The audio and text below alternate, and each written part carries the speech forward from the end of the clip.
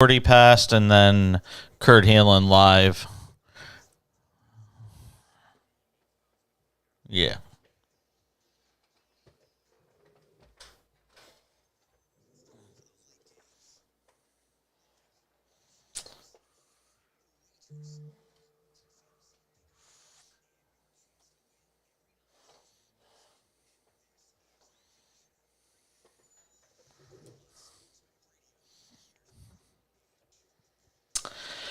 And away we go.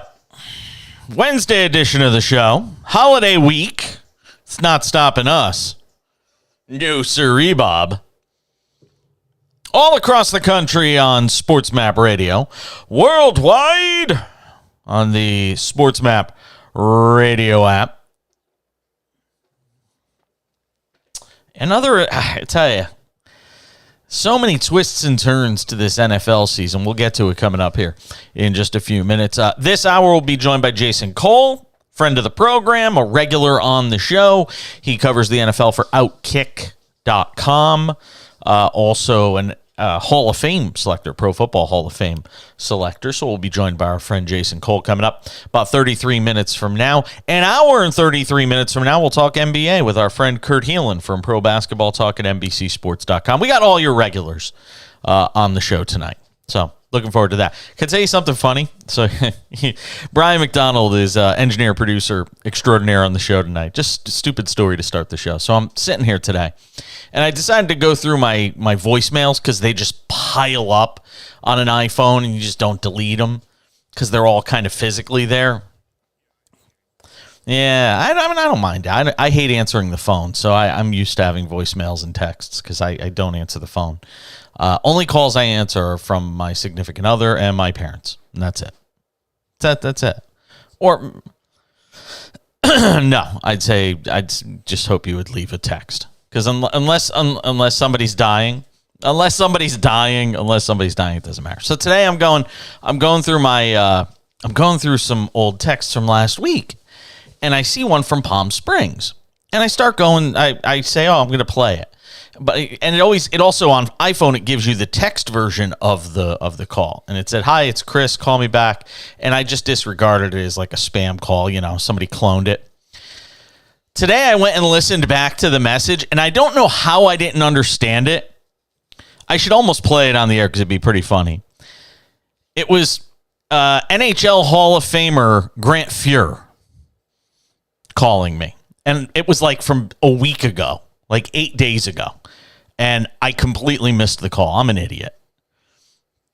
Hall of Famer calls me. I blew it off. I'm such a moron. We're coming back. That's actually what happened. It was so stupid. Like, for some reason, I didn't. When he called, I didn't hear. But I didn't hear him. And it said, "It's Chris." But this was the actual text. Hold on. You'll appreciate this. Hi, Jason. It's Grant Fuhr calling. You can reach me at 7... I don't know why I didn't understand that didn't say this is Chris or something. It was so weird. Like, I listened to the physical voicemail, and for some reason, at the time I listened to it, I didn't understand it when he said, "Hi, it's Grant Fuhr." I meant to call him today, but I didn't call him. I'll call him tomorrow. We'll definitely have him on the show, though, because that's what the call was about, was setting up an appearance. I don't want to waste it this week. It's a holiday week. Listenership this week's going to be down. So we'll save it. Said, "Fuck it, we'll do it live." No, I've never interviewed him before. I only met him for the first time. I was out at the first game. I went to we didn't have you on for a while. So I went and I got a press credential for the first Coachella Valley Firebirds game. That's the AHL affiliate for the Seattle Kraken. And he's doing home broadcasts analysis on home broadcasts for TV and radio. Yeah. And he's a huge golf nut. Loves golf. So I'm hoping I can get on the links with him. I'd love to play with him. But I got to meet him that night. I was introduced to him by a friend. And nicest guy. Really, really nice guy. And chatted it up with him for a little bit. And so yeah, he'll be on. It's just, but I've never had him on before, so it's going to be kind of fun. Definitely. Yeah. Could there ever be one? You think that city could ever support an NHL team?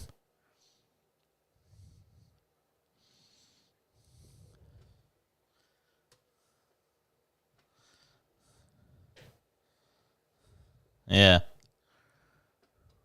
Right. Yeah.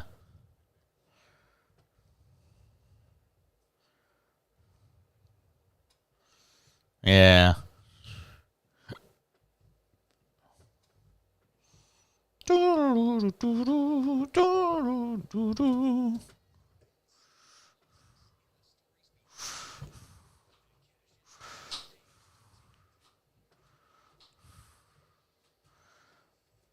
We are underway on this Wednesday edition of the show.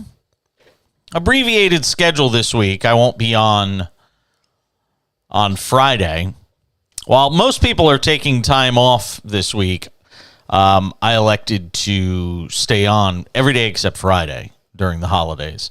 And then we're with you straight through to the Super Bowl, which is going to be obviously a blast. Not really taking any time off. I mean, we just started the show in September. We're kind of I'd look like a stooge if I had taken like a week off. Although I have to admit, I kind of considered it. But no, it's fine. I did. Yeah. I thought about it. But yeah, I am a gamer. And if look, for people who don't know, I own this show. And we distribute it through SportsMap Radio. So if I had a situation where I had like a Jason Page approved fill-in host, then it would have been different. I did not talk about myself in the third person. Or I didn't want to say the name of my company because nobody really cares about the name of my company. So, yeah, I guess I did go third person there for just a second. So we got a lot to do on the show tonight. We'll obviously do our NBA live betting, which we always do on the program. We'll also get into the NBA next hour with Kurt Heelan. This hour, we're talking NFL with Jason Cole. That's about 27 minutes from now. Get some thoughts with him on what's going on around the league, including the big news today out of Las Vegas. Dun, dun, dun.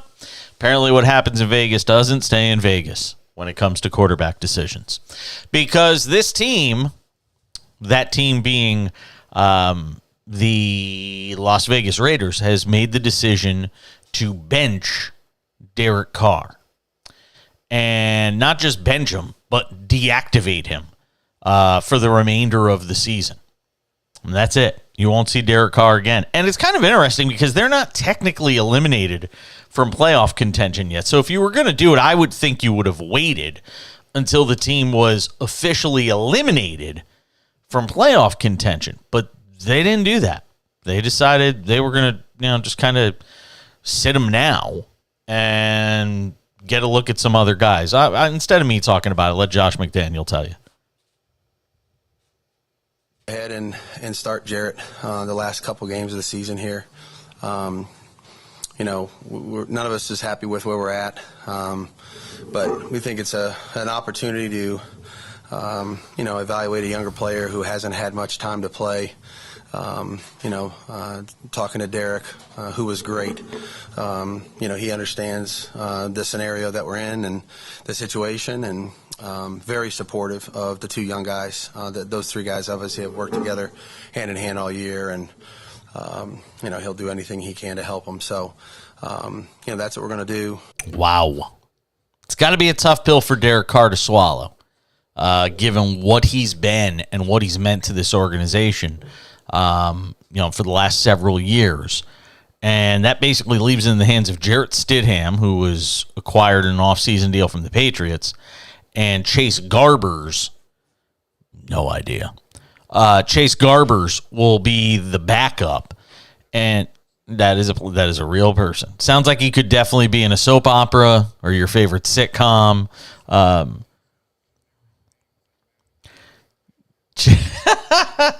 Very well played, Brian. So that's what you're getting if you're the Raiders for the rest of the season. And you can't help but let your mind kind of wander here, though. And this is why I always tell people, all the different things that could happen during the offseason with regards to quarterbacks is now you have to wonder, is this it for Derek Carr? Yeah. Yeah, no, that's nothing. No, it's nothing for the NFL. And so there's a real possibility that Derek Carr has played his last down with the Raiders. But here's the thing. Derek Carr still has a lot of good football left in him.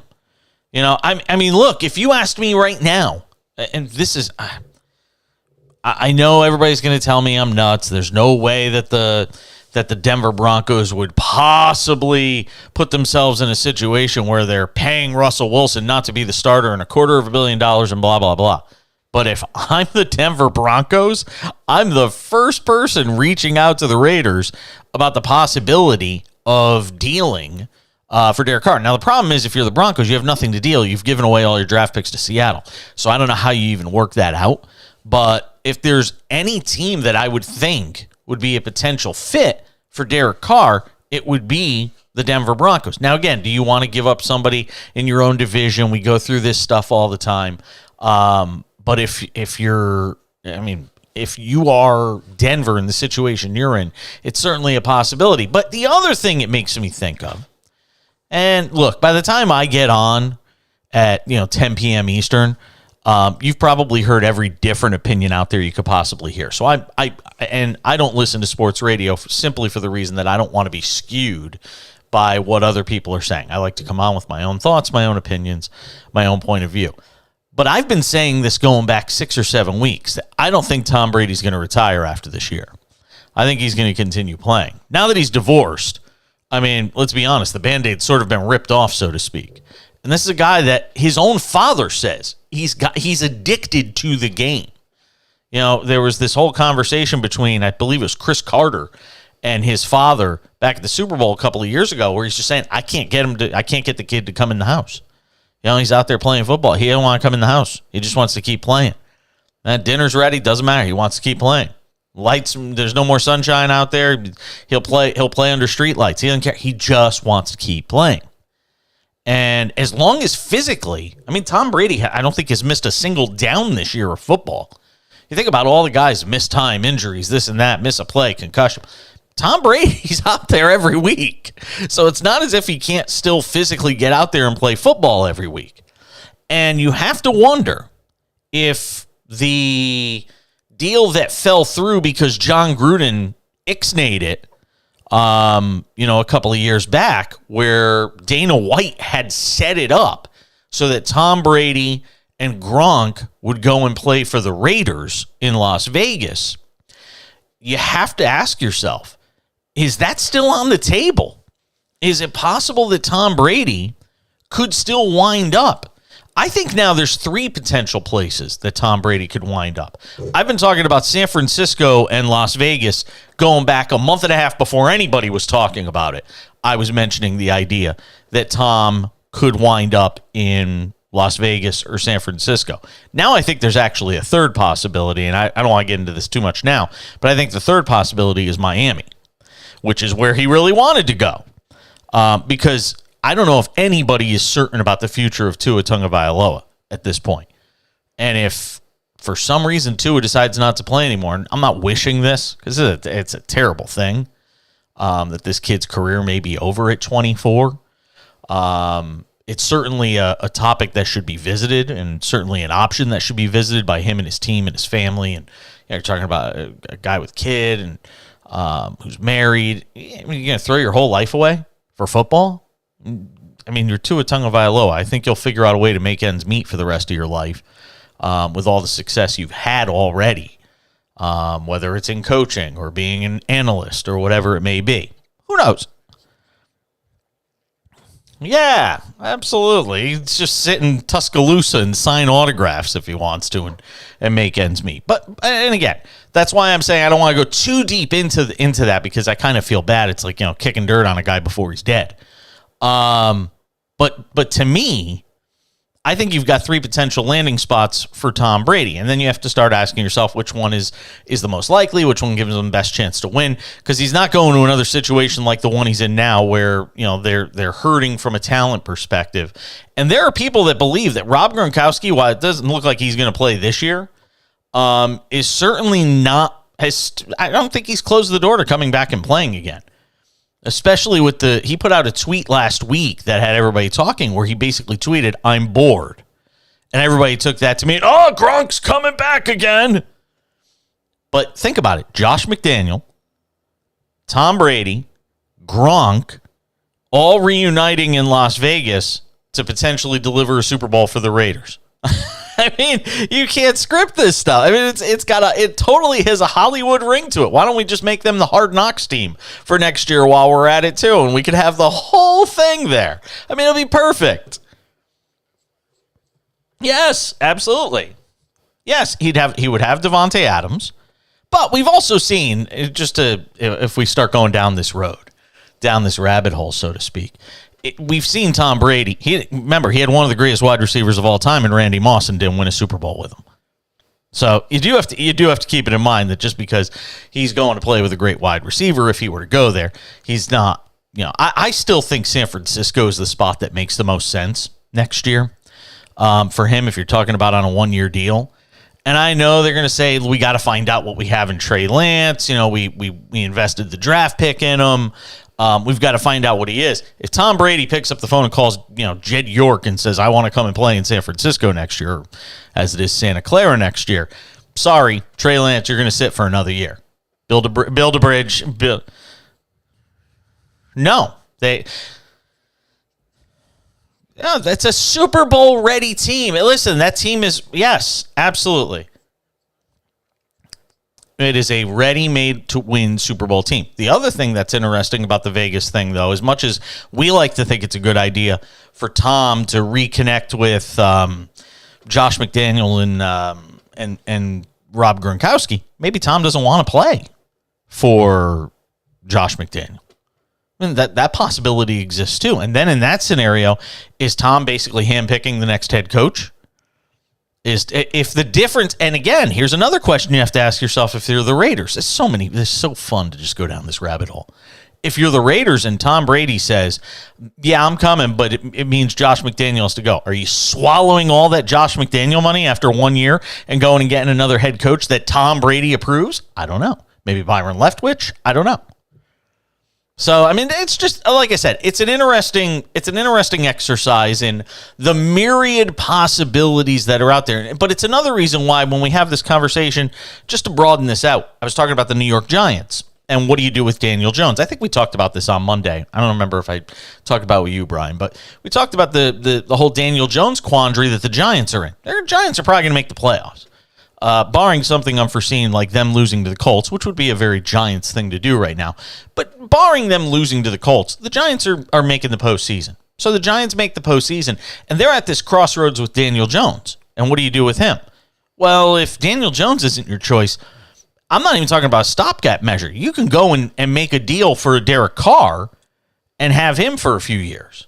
So that's another possibility that's out there. It's going to be a very interesting offseason in the NFL, both from the coaching standpoint and in terms of, player movement, quarterback movement. There's a lot of different scenarios that open themselves up when you get one domino falling in a place like Las Vegas, another domino falling in a place like Tampa Bay, and all the different possibilities in between.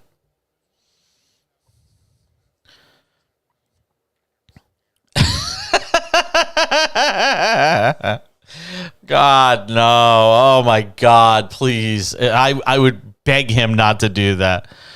Oh, my God. Yeah, it's true. Yeah. Stability, man. Stability abound. 1-800-224-2004. Hey, I haven't given out the number tonight, have I? 1-800-224-2004. You want to tweet at the show? Go ahead and do it. Hit me up at the back page. Again, on Twitter, at the back page. So many juicy possibilities as it relates to the NFL offseason, and we haven't even gotten to the playoffs yet. Jason Cole will join us coming up in 15 minutes from Outkick.com. He's an NFL Pro Football Hall of Fame selector, covers the NFL for that outlet. Lots more to do as we continue in this hour of the Cash-In at SportsMap Radio.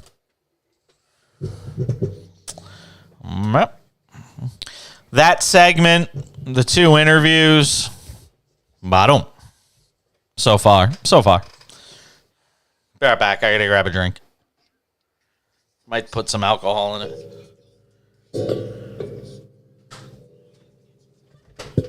Hey, everybody! A Doogie screensaver on in the background. Oh, that's true. How are you going to think about this?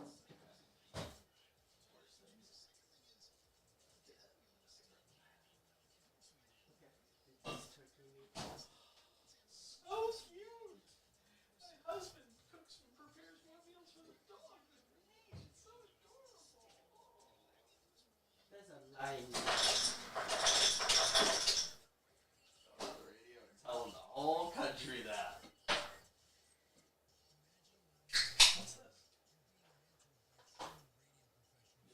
Want Starbucks Nespresso capsules? Oh my God, you're funny. So they were there. You're funny. To know how they tasted like. Yeah.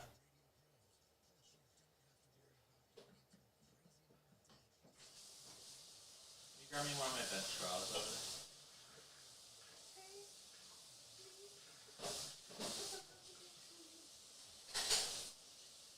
You're the power of beauty.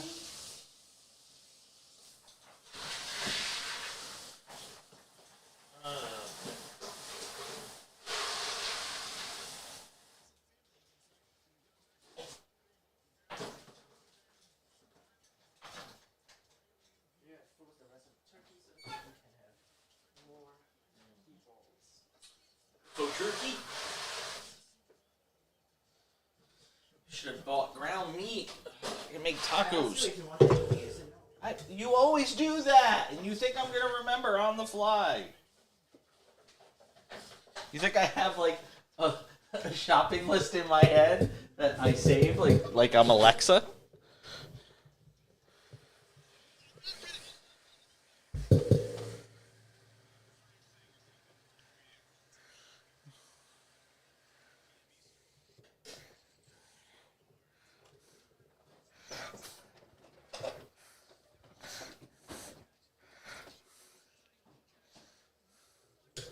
Boom, ba boom, ba boom. What's your schedule like the rest of the week? Not with me necessarily, but just in general.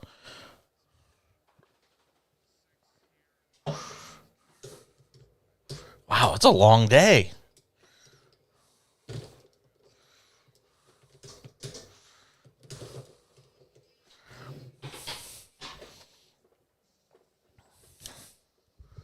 Boom, boom, boom, boom.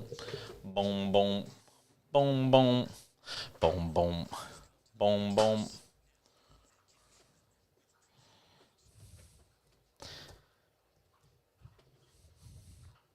Thanks for hanging out with us tonight. SportsMap Radio.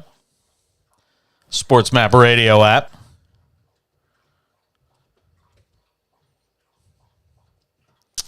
Oh, boy. So many possibilities. So many possibilities. I mean, look. It's going to be a lot of teams looking for quarterbacks next year.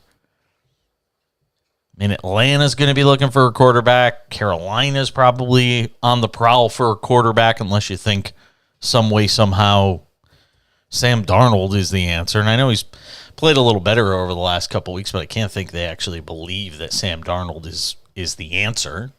No, there's no way. I don't know. That's a good question. I don't think they're off of him yet. If you make the playoffs this year, it's kind of hard to kick a guy to the curb after making the playoffs. I mean, if the right guy presents himself, sure, but who else is presenting themselves? And who else is even going to want to be in that situation in Washington? You got a team, being shopped around to be sold. And trust me, I know this, when new ownership or management comes into a situation, they don't want entrenched people. They don't want the old regime.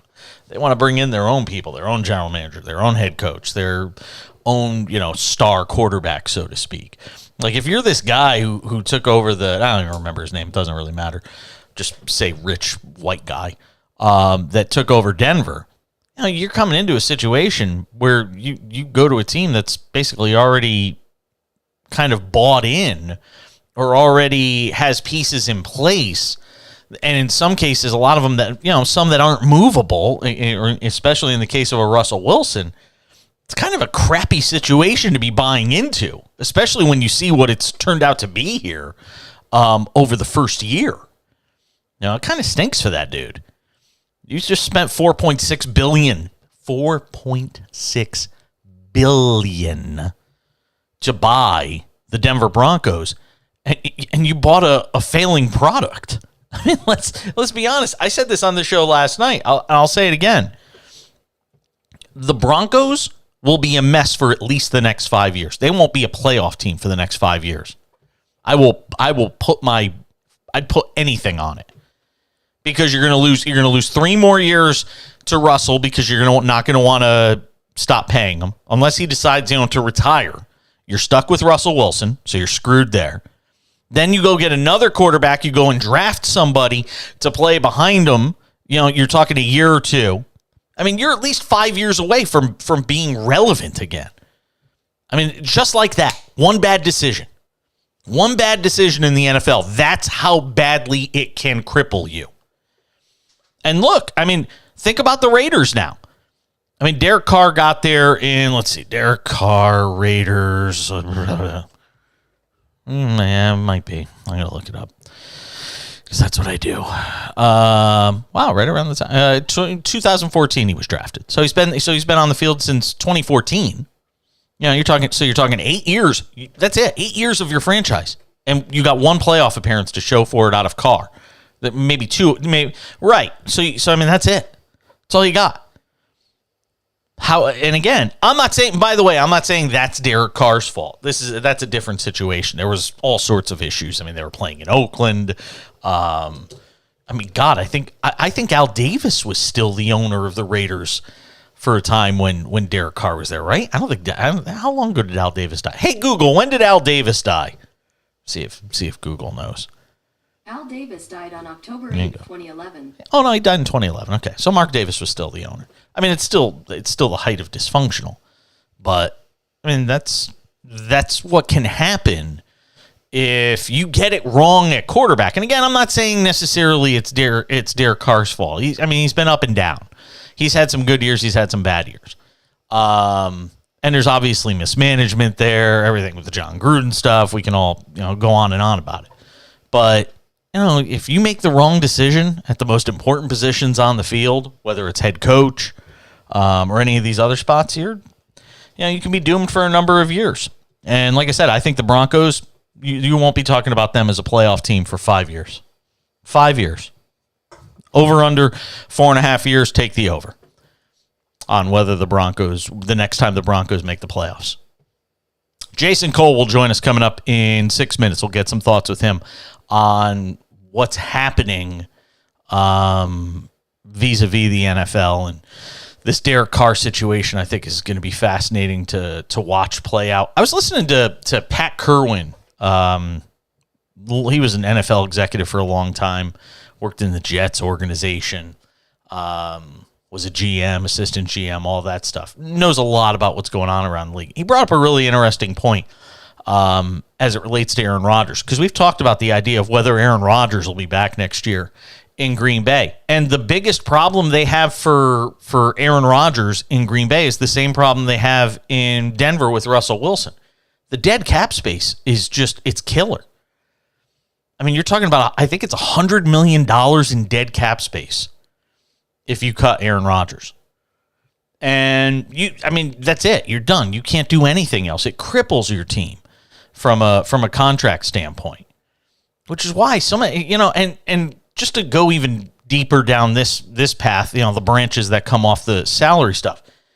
If you don't understand now why the Baltimore Ravens are flinching at the idea of giving Lamar Jackson this insane contract that he's asking for without having won more than one playoff game and basically playing badly in the 3 playoff games he's played in. If you don't get it by now, look around the league at some of these contracts, just the recent ones. Kyler Murray, what you're seeing with Russell Wilson, Deshaun Watson, although, that's still his time to play itself out. I have to give him, from a playing standpoint, not as a person, from a playing standpoint, I still have to give him the benefit of the doubt of a full training camp without all of the extracurricular stuff that he's brought upon himself, and see what he is next year.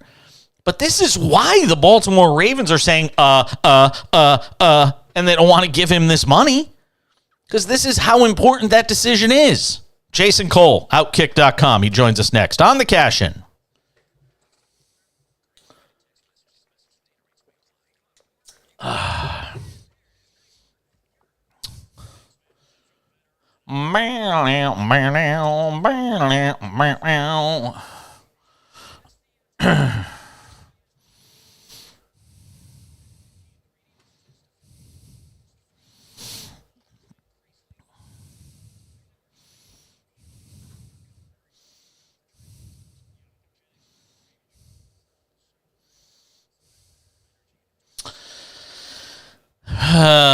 Rough. Yeah, he didn't know what he was doing. He didn't know how to turn off. So all I was hearing in my ears was the Sports Grid programming, and I was hearing our breaks. He didn't know how to turn it off. So I said, I'm not talking until this stuff is out of my ears. Like, figure it out, dude. I don't know. Yeah. Yeah, he couldn't figure it out. So.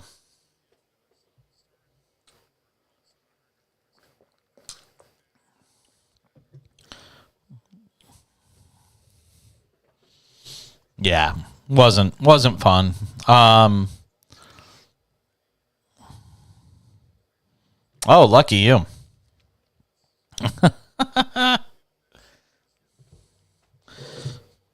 Let me know when there's a minute left, by the way.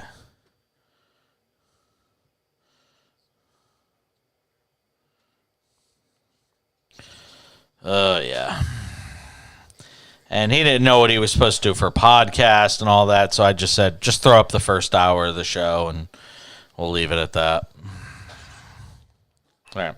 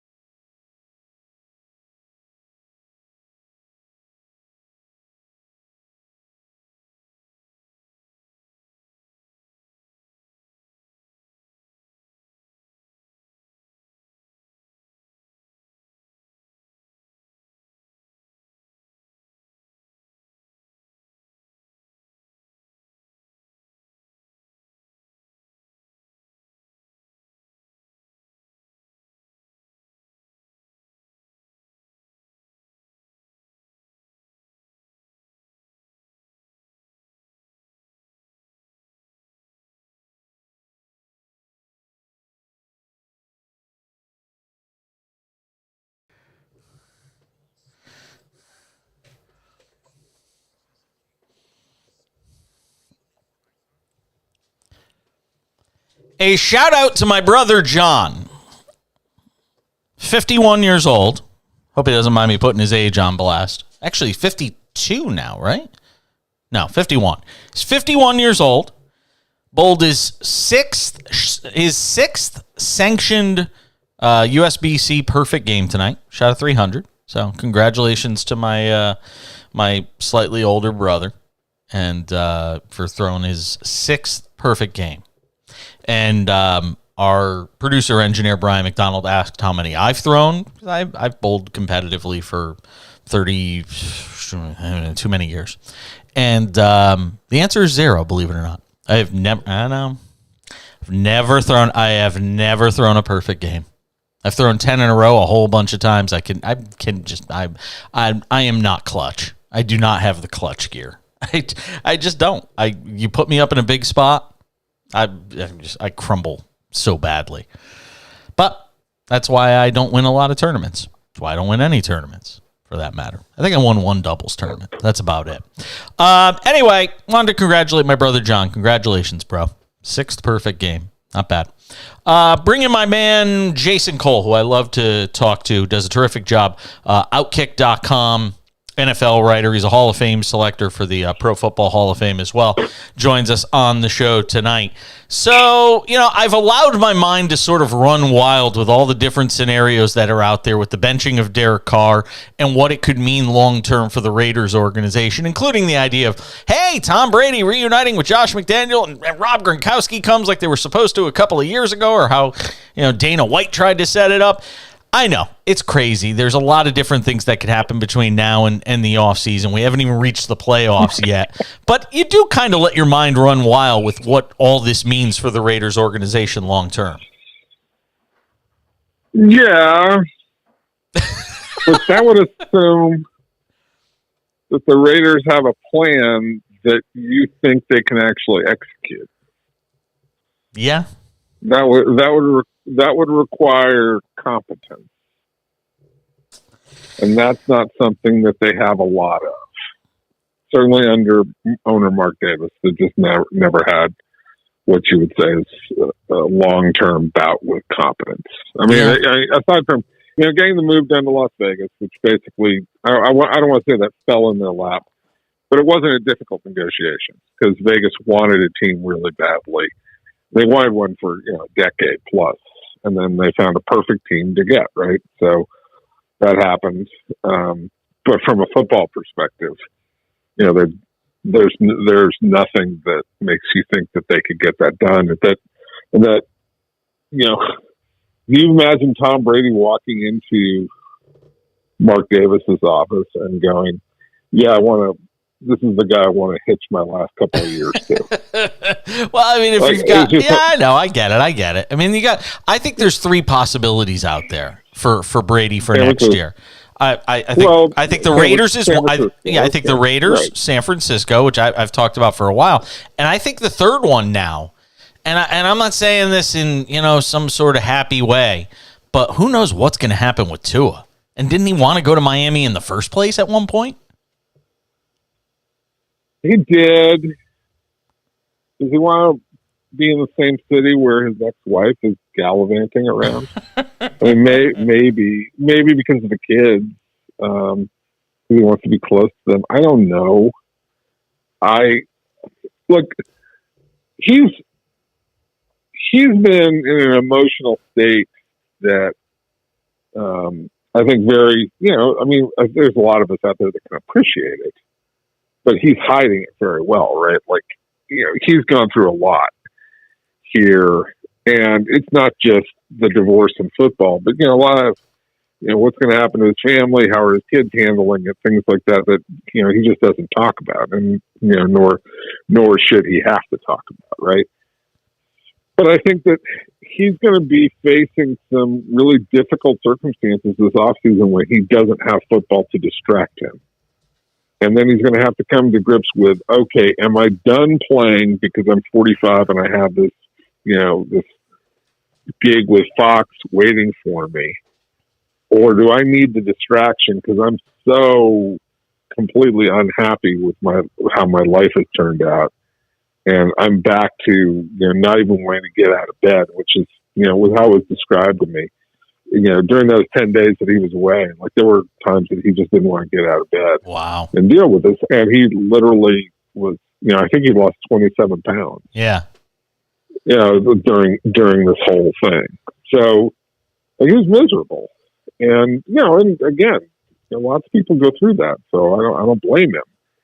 But I think, he's got to take stock of what does he really want to do with the rest of his life, and what directions does he want to go, and does he want to keep having football as a distraction, and therefore does it want to be with Tampa where he knows everybody can handle it, go to Miami because of the Tua thing, go to San Francisco because they're a ready-made winner, or go to the Raiders because they have a coach that he trusts and knows and some weapons. I know people have talked about New England, but that's not happening while Belichick is there. As much as he respects Belichick, he doesn't want to play for him again. No, I don't think he wants to play for him either. Yeah, I think there's a lot going. This could go any number of ways, and I think it's going to take time for him to settle in his head. Well, what does he want to do? I'll be really simplistic. You just went through a whole bunch of different aspects of this. I'll make it real simple. I think as long as the guy thinks he can physically play the game, I think he's going to keep playing. Mm-hmm. I do. I think he's going to keep playing because I listened to an interesting conversation with Chris Carter, who was on with who's Kay Adams on that FanDuel channel or whatever it is, and he said he went through a great story about talking with Tom Brady's dad and how Brady's father basically said at the Super Bowl a couple of years ago, he was like, "Look, the kid just doesn't want to come in the house." He's like, he's played all this football, and it doesn't matter. Even if he wins a Super Bowl, he just does not want to stop playing. I can't get him to stop playing. And you could hear that it was concern in the voice of Tom Brady's father about the fact that his son just does not want to quit the game. And I get the sense that the dissolving of his marriage may only encourage him to play more. Because what else does he have? I know you could say he has his kids, but I mean, he's got means. He could fly them in. He could fly them around. Whatever. They're older. They're in their teen years anyway. They may not want to hang out with dad as much. May not be as cool as it was. I'm just saying. I think as long as he's physically capable of playing, I don't think he's retiring. I really don't. No, I agree with that. But look, the man's 45 and he's already outlived the normal career by 7 or 8 years. At some point it does have to end. So you just don't know when is that moment going to be, and so it's going to come. It's going to come sooner than later, obviously. And so I don't know what kind of mindset the guy's going to have. I got to tell you, it's remarkable to me. And we're talking with Jason Cole, NFL reporter, Outkick.com. Does a great job, friend of the show. I got to tell you, it's amazing to me that for the fact that we're talking about these great young quarterbacks that we're going to get a chance to see in the postseason again, and now Justin Herbert is in the mix, and he'll play in this postseason, the Burrows, the Josh Allens, the Patrick Mahomes, that the old guard, Brady and Rodgers, look, Green Bay wins out there. They've got a good shot to get in. Unless you believe Washington's going to win out, which I don't think anybody necessarily would put their money on. There's the possibility that while we have these great young stars, we could still see the old guard make one last stand. Oh, absolutely. I mean, Brady and Rodgers are still working. Until you kill them, they're going to continue to haunt you. That's just how those two work. I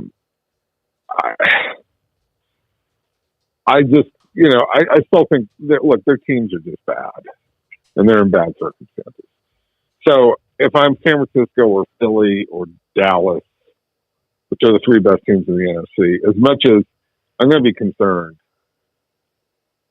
I shouldn't be like scared out of my mind, if that makes sense. Yeah. Like, those teams are not. You should be able to beat those teams because they're simply not good enough. That's why San Francisco the other week, even with Brock Purdy as quarterback, they overwhelmed Tampa because Tampa's just right now not good enough. And I don't think Ryan Jensen's coming back to play this season. And I don't think they're going to be able to fix their offensive line soon enough. If they are, there's a certain danger to them. but they haven't played good football all year on a consistent basis. And neither has Green Bay. That's just not a team that people should completely fear at this point. No, but I will say this about Green Bay, and nobody's banged on them harder than I have. Offensively, it feels like they're starting to put it together a bit. Sure, because they had months of practice like they should have if Rodgers had shown up in the offseason. Yeah, I know. I've said it. I agree. I mean, look, I love Aaron Rodgers. I'll buy tickets to watch him play anytime and watch him throw a football. But the failure of the early part of the season, he bears a large responsibility for that. That's just the bottom line. No, I agree with you. Jason Cole, NFL reporter, Outkick.com. The Tua situation in Miami. How closely is the league monitoring this? And, I was shocked yesterday when I read the thing from Dr. Sills, the chief medical officer, who basically stood up and said, yeah, you know what? It doesn't matter if it's the first concussion or second concussion. The protocol remains the same. And I never knew that was the case. And that, I have to admit, I was gobsmacked when I read that they don't treat these things as individual cases and just have this one size fits all. Whether it's your first concussion or fifth concussion, it doesn't really matter. To me, it still seems like there needs to be much more tweaking of this policy. Well, right. I'll agree with that because these are cumulative events. Once you get one and get two, most players will tell you it's easier to get your third and fourth. Yes. In a short period of time until you let yourself heal. It just they experience it all the time. But we're in sort of that field of developing science, right? Like we're trying to figure out what's the best way to handle this. And right now, it's pretty obvious they're not handling it well. And they're trying to figure it out. But at the same time, I noticed things happen less and less. Like I remember years ago, guys, being wobbly coming off the field and say, okay, let him just sit down for a couple minutes, get his head straight, and then be back in the game. That happened a lot. Now you don't see that. That's the exception, not the rule. So I think that overall, they're heading in the right direction. They're doing okay. But there are moments where you sit there and go, it's like, that doesn't make any sense. And this is what you're talking about. Like, that doesn't make any sense. Repeated concussions should be dealt with differently than first-time events. I got 60 seconds. You're a Hall of Fame selector, and I know that the reason they wait for a while before they make a decision on a guy, and it's not done right away, so there's sort of a cooling off period. But if there's ever been a case for a guy that could go into the Hall of Fame the day after he plays his last game, J.J. Watt would certainly be that. He's up there. It's weird. The longer I've done this, the more I try not to think about who's going to automatically get in, who's playing right now. I mean, J.J. Watt, yes. I certainly see it. And I haven't done a lot of looking at it because I don't have to worry about it for 5 years. But on face value, it would seem like this is an automatic, right? Amazing defensive player, amazingly disruptive guy. Surprisingly, I think his brother, PJ, might end up having a better overall career if he can stay healthy. But that only speaks to the high level that JJ played at for so long. There's some injury concern there, but not enough that it's going to keep him out. I will also say this: what will happen if Brady and Rodgers somehow retire this year? That could be a pretty crowded class. Like all of a sudden, it's sort of like when we had 2 years ago we had Charles Woodson, Peyton Manning and Megatron going at the same time, and we ended up having to have a debate a little bit about Megatron because Woodson and Manning, no doubt. This other guy, this other guy, Calvin Johnson. Oh yeah, he was awesome. Yeah. Just not quite as awesome. Right. These other two guys, and all of a sudden it was like, okay, let's talk. And then you sit back and go, who's Calvin Johnson? No, I got it. Yeah. Well, but a lot of things go through your mind when you're thinking Sure. about voting guys into the Hall of Fame. Nah, I get it. Jason Cole, NFL reporter, Outkick.com. Happy New Year, my friend. Happy holidays. We'll talk soon. Likewise. We'll come back, wrap up the hour next. Thanks, Jason. All right. By the way, you're going to have to replay that on your end because I wasn't recording. So I'm a stooge. Yeah, last hour.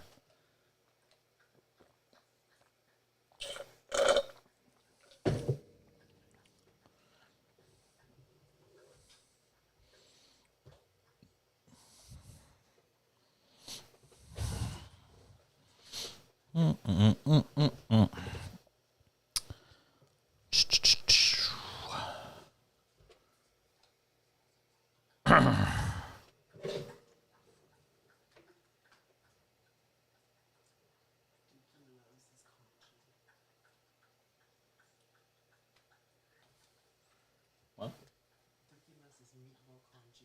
Oh, yeah. I could hear him.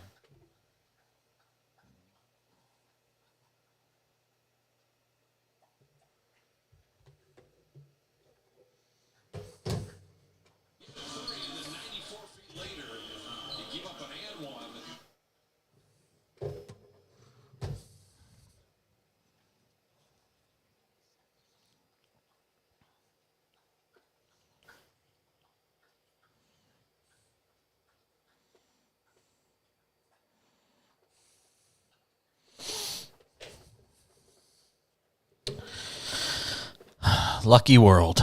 They get to hear that show.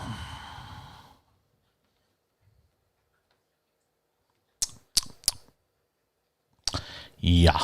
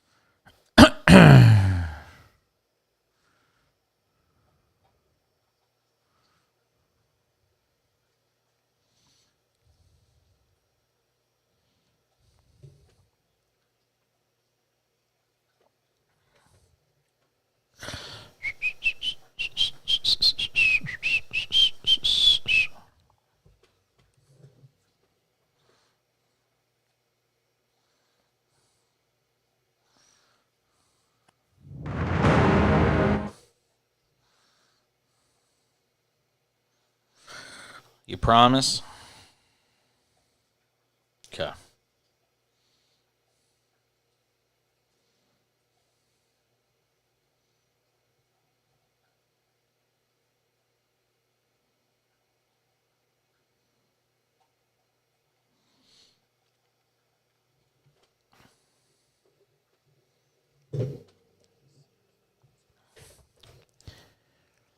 All right, thanks to Jason Cole for stopping by the show. By the way, if you miss anything from the show, here's what you do. Subscribe to the Cash In podcast.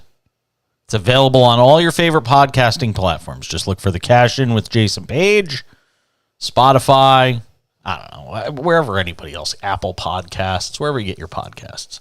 And you can check out the condensed version that we send out to the atmosphere and the interwebs and all that stuff. And listen to us any day. Wake up in the morning. Want to check out the show? Go ahead and do it. All right, we're coming back. Another hour of the Cash In right around the corner. Kurt Heelan joins us next hour as well on SportsMap Radio. Oh, lucky you.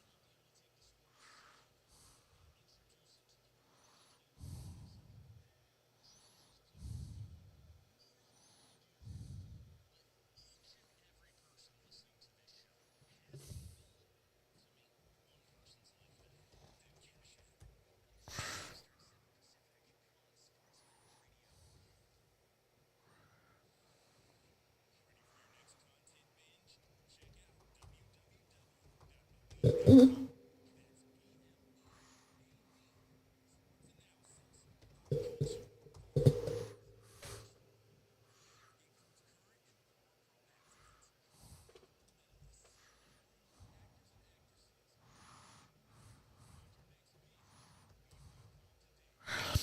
you believe?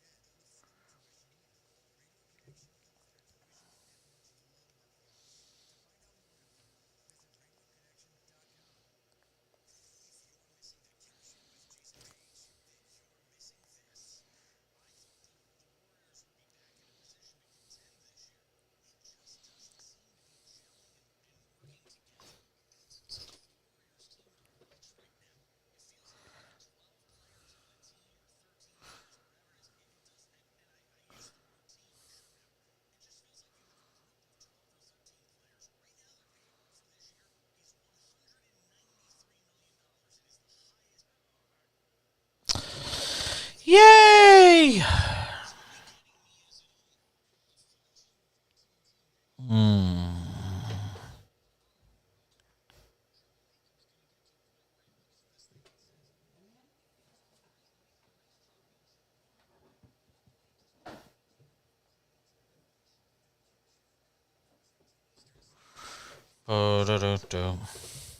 Josh Norman's story is crazy. That he got signed by the Panthers to play this weekend.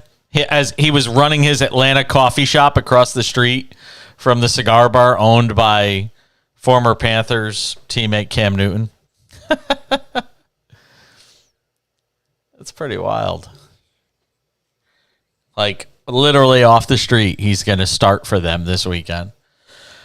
Because they lost J.C. Horn to a broken wrist.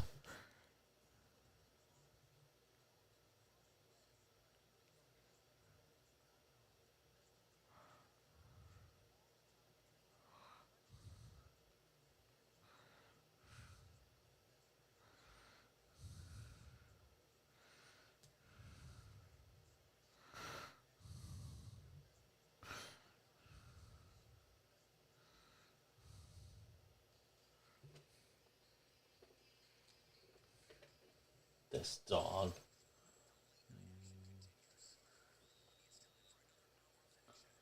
Like a minion.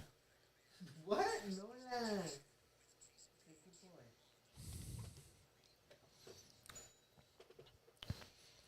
I swear, my dog gets more and better cooked meals from my significant other than I do.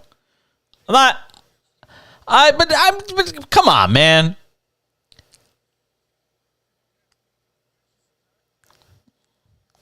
Come on, he got his ass kicked by a French bulldog. I mean, there's a degree of shame to be had. I mean, come on. My dog got his butt kicked by a French bulldog. And my dog's not small. He's considered a medium-sized dog. He's 40 pounds. And, he's got some meat on him. But he's strong, and he's got fighting abilities. And he got his you-know-what handed to him by a French bulldog. He lost his will. But of course, he's milking it now for everything he could possibly get. He's getting like porridge made for him, special soups, turkey meatballs that my significant other's making from scratch. Like, come on. The dog. He's already eaten him. He already ate all the turkey. I didn't get no turkey meatballs for me. None left over. Nothing. I did not get my face bitten off by a French bulldog. I might get it bitten off by my husband, but not by my French bulldog. This hour of the show will be joined by Kurt Heelan. That comes up about 33 minutes from now. Talk some NBA with him. I want to find out how much he buys into this idea that, and last night was sort of the tipping point for me when I watched this, all-time performance by Luka Doncic, which was amazing. But at the same time, we have to start treating NBA numbers in this generation a little differently than we maybe even treated them 5 years ago. I mean, you have to, the numbers are skewed by the style of basketball, by the rule changes, no more take fouls.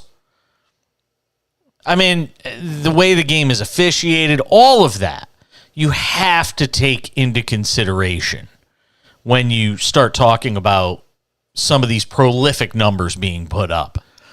We'll talk about it some more with Kurt Heelan coming up a little later on. Another interesting story from the NFL to get to next.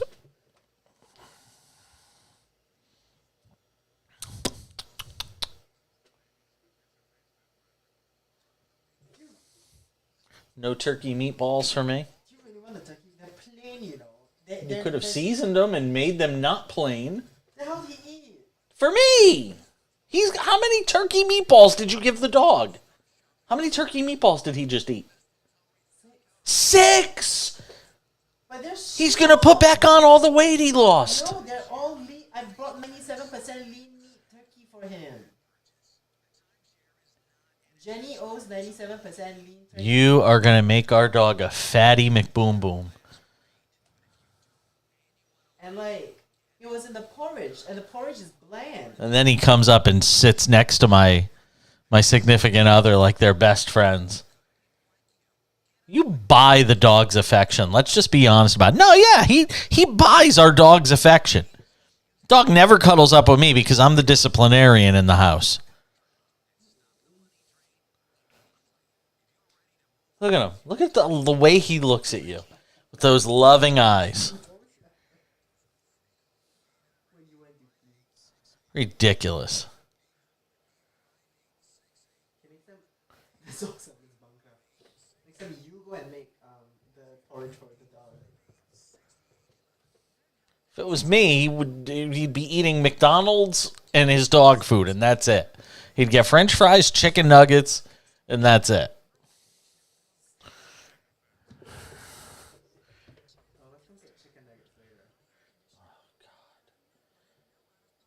You are so bad. You go to the gym and then you want to eat chicken McNuggets. Nice.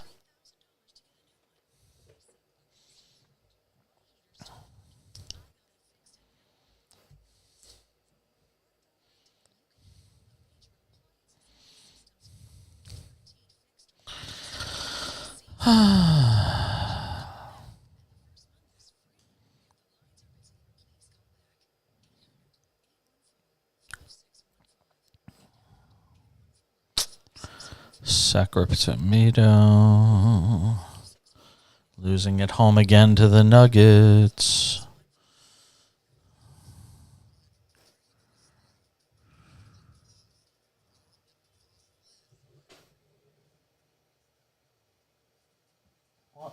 earth are they doing on the court? What the is going on?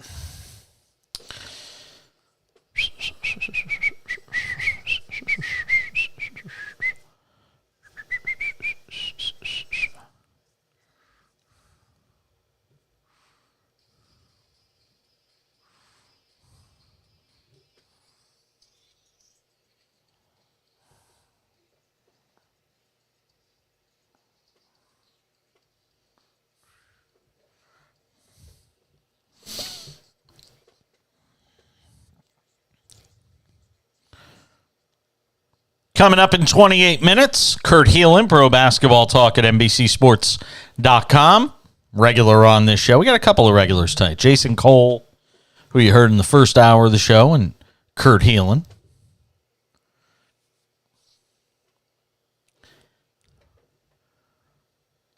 Devin Booker out at least 4 weeks for the Phoenix Suns. That's a tough loss for that team. We were talking last night on the show about who you would start a team with.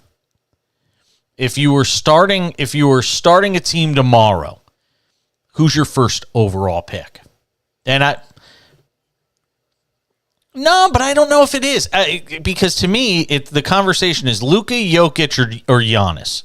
And then a couple of people reached out and said, "Oh, what about Devin Booker?" You could certainly put Jason Tatum in the conversation. I'm keeping guys like Durant and LeBron and Harden out of it because of where they are at this stage of their careers, in terms of their age. So I'm looking at those 3 or 4 young guys, and somebody said Booker, but I think it's a fascinating conversation. Of you could have one of those guys to start your franchise with. I got to be honest. I think it's Jokic. I actually think it's Jokic. I think he's going to win the MVP a third time. Unless the voters are looking for a reason to give it to somebody else so they don't give it to him 3 straight times. We live in a sport where everybody wants to protect legacies and protect their heroes, and writers love doing this sort of thing. And I know the writers aren't the only part of the vote, but they are a piece of it. And the idea that, do you know who the last 3-time MVP winner was? Do you know, Brian? Nope. Larry Bird, believe it or not. Yeah, Jordan didn't win 3 in a row. So is the next guy to win 3 in a row going to be some guy named Nikola Jokic? That can't possibly happen. So we can't let that happen. We're going to have to find somebody else to give it to. And then they come up with an excuse. They overthink this stuff. Sure. But 3 is rarefied air. 3 is rarefied air. And so there are going to be writers out there, and there's going to be people who have a stake in this process who are going to find any reason possible. Jokic is going to have to be so far above and beyond. And right now, I when you look at the numbers, he's practically averaging a triple-double. And you look where his team is. Like I said, by the numbers and best player, best team, Jokic is still it right now. 30 games, 35 games, whatever it is into the season, Jokic is the MVP right now. It's not Giannis. It's not Jason Tatum. It's not Luka. I'm sorry, I can't give it to Luka on a team that's going to finish 45 and 37 if they're lucky. I can't do it. That's what I'm saying. No, I can't do it.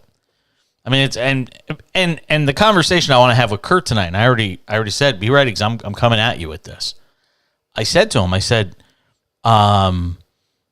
I think the numbers are skewed now. I can't go as crazy over a 50-point game as I once did. It's like a video game out there right now. And I'm not saying it's not fun to watch and that I'm not entertained. Are you not entertained? I am. I'm entertained. But let's be honest about it. It's basically like baseball steroid era with all these jacked up numbers. And yes, steroids and performance-enhancing drugs artificially enhanced and inflated numbers. Well, guess what? The only difference between that and the NBA right now is the league is artificially enhancing it by the way they officiate games, by taking away the take fouls, and then the style of the game in terms of everybody on the court has to be able to shoot a 3. It's just a different game. You cannot view numbers the same way now as you did 10 years ago, as you did 20 years ago, as you did 30 years ago, as you did 40 years ago. You just can't do it.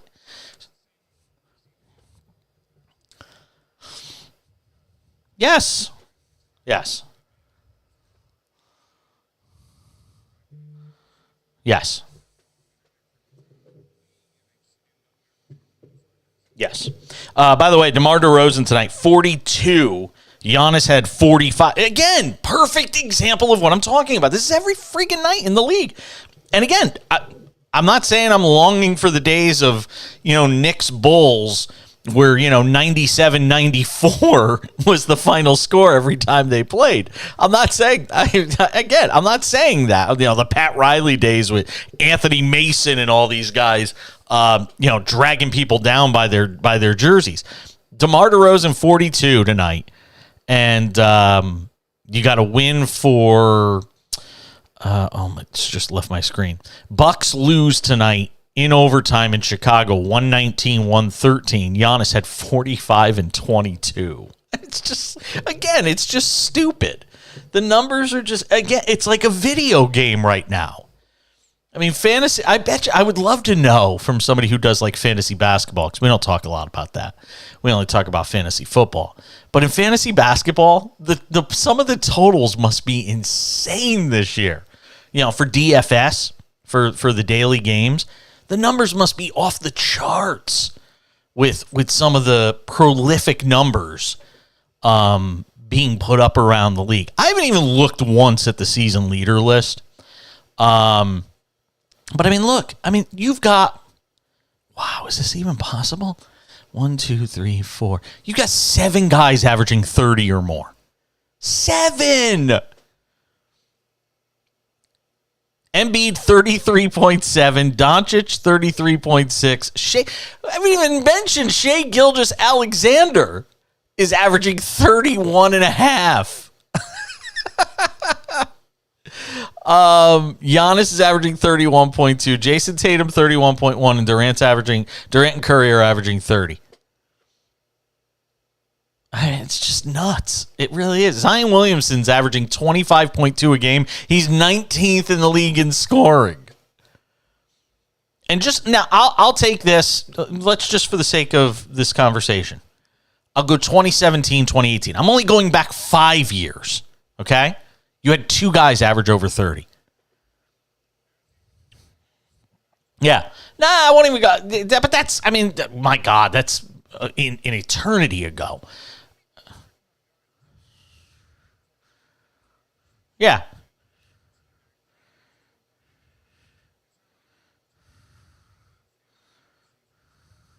Yeah. You even just 5 years ago, you only had 2. LeBron and Anthony Davis. LeBron averaged 34. Anthony Davis averaged 30.1. I'll go back 10 years, 2012, 2013.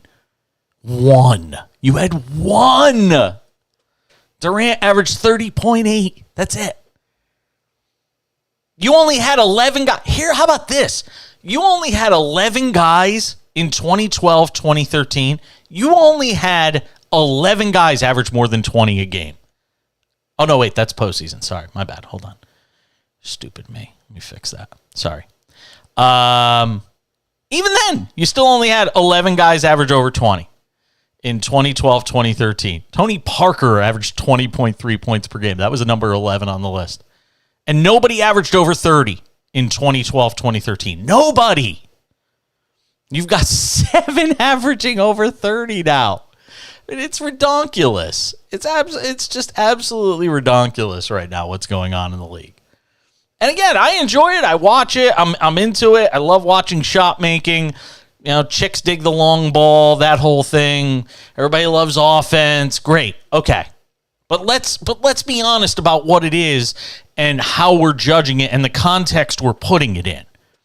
I love Luka. I think he's an all-time great player. From the moment I watched him come into the league, I always said he felt like, and that's why I think it's funny, we were just mentioning Larry Bird, 3 MVPs. I thought he was another Larry Bird. Now he's a little paunchier, a little bigger, but he could. But yes, I did. But he can make a shot from anywhere, any position. He could create his own shot. He's just it's insane what he's able to do.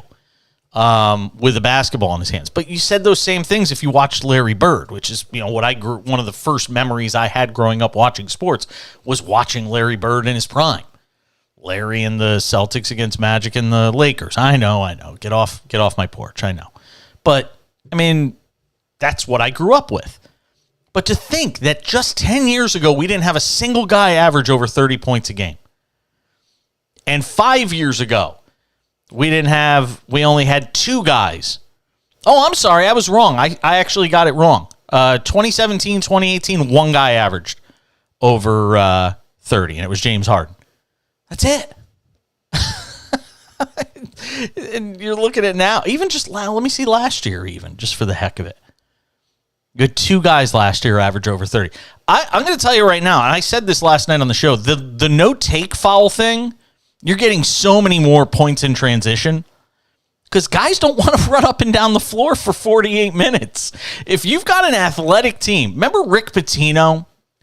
I think it was Pitino in his second iteration as a head coach when he was coaching the Celtics.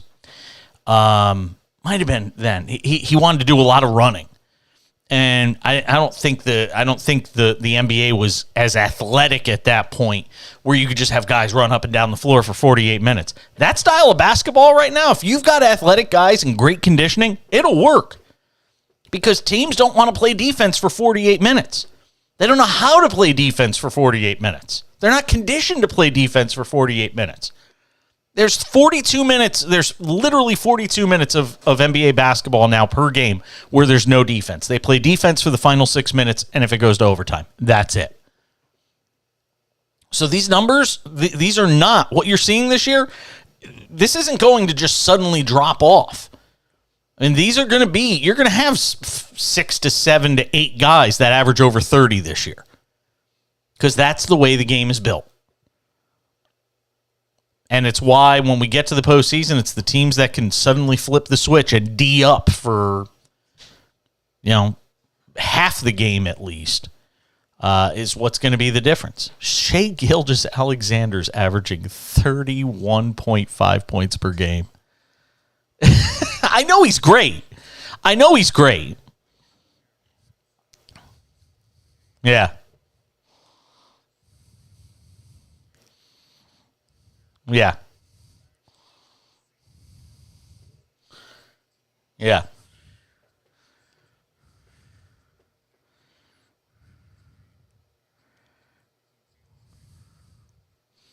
Right. Yeah. Yeah, people love it. LeBron is 9th in the league in scoring in his 20th year in the league, by the way. I don't care what you think about skewed scoring, that's still an amazing number. He's averaging almost 28 a game. 27.8 points per game, 8 rebounds, and 6.6 assists in his 20th season. The guy's not human. Let's just stand up and say it. The man is not human. All right, I got to get to a couple more NFL notes on the other side. We'll do that. Kurt Heelan will join us coming up in about 15 minutes, talk some NBA with him as well. But a couple of NFL notes to get to on the other side, including news on the Dolphins and the Panthers, both teams fighting for their playoff lives. That's next on the Cash In at SportsMap Radio.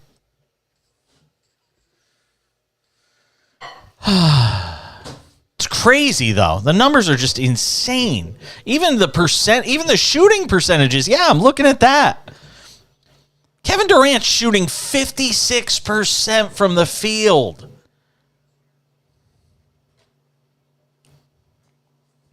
What's the average? One what? Jesus. What was it last year? Oh, okay.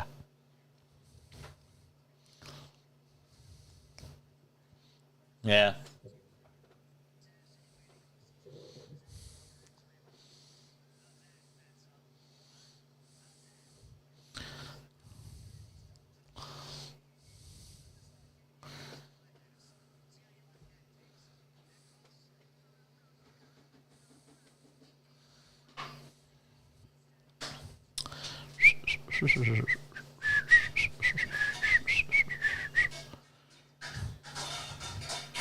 Da, da, da, da, da, da, da, da, da.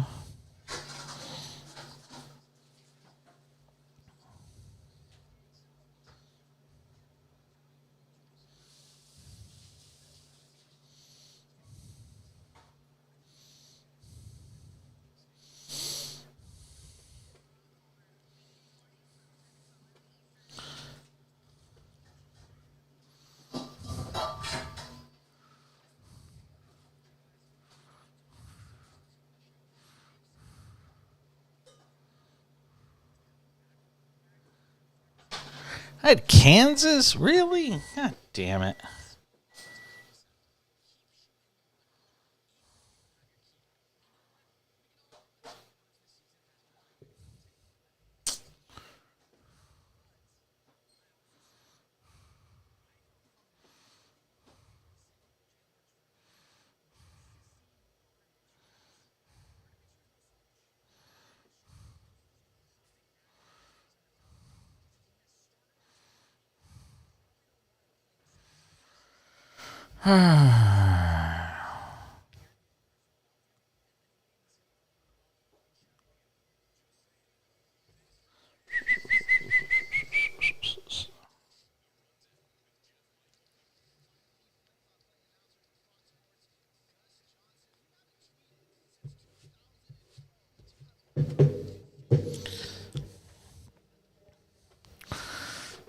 Ha! That Gus Johnson. Ha ha! Pure! Ha ha! That's all we used to do. Was just sit around at Sirius and do Gus Johnson impersonations. Oh my!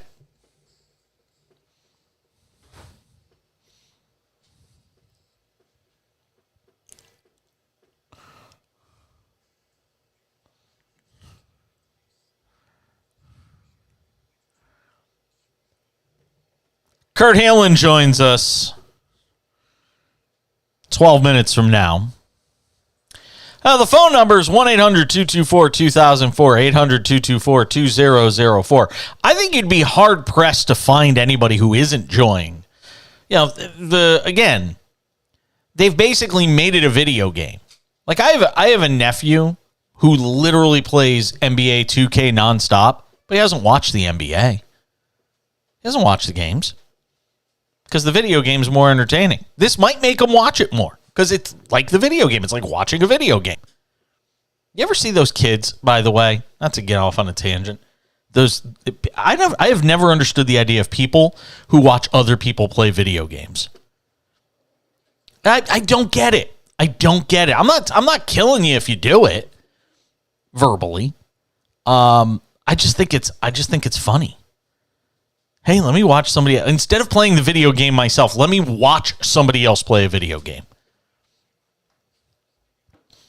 No, but you can't play it at that level. I mean, most people play. No, anybody can play video. Listen, I'm a 45-year-old schmo. You give me enough time in front of a video game, I can play it at a high level. Oh, come on.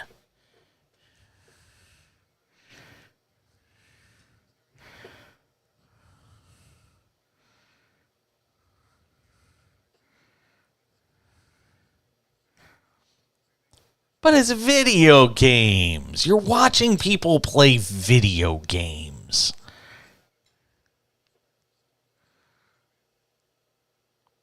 Apparently, a lot of people enjoy it. I mean, go look at Twitch. Listen, there's 3 people watching me on Twitch right now, and if I go to some guy playing Fortnite in his parents' basement, picking boogers out of his nose, has 100 people watching. No, really, let's be honest about it.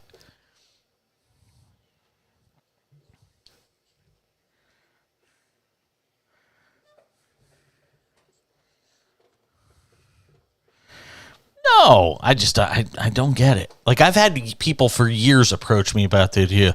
You should get into esports. You should do shows about esports, man. No, I'm not. Sorry. I'll stay broke. I'm not talking about esports. I'm just not doing it. I just don't get it. The NBA E-League, I mean, it's just, my God, I'd rather talk about professional pickleball. Do I sound like a grumpy old man right now? Yeah, I know. That's why you're so quiet.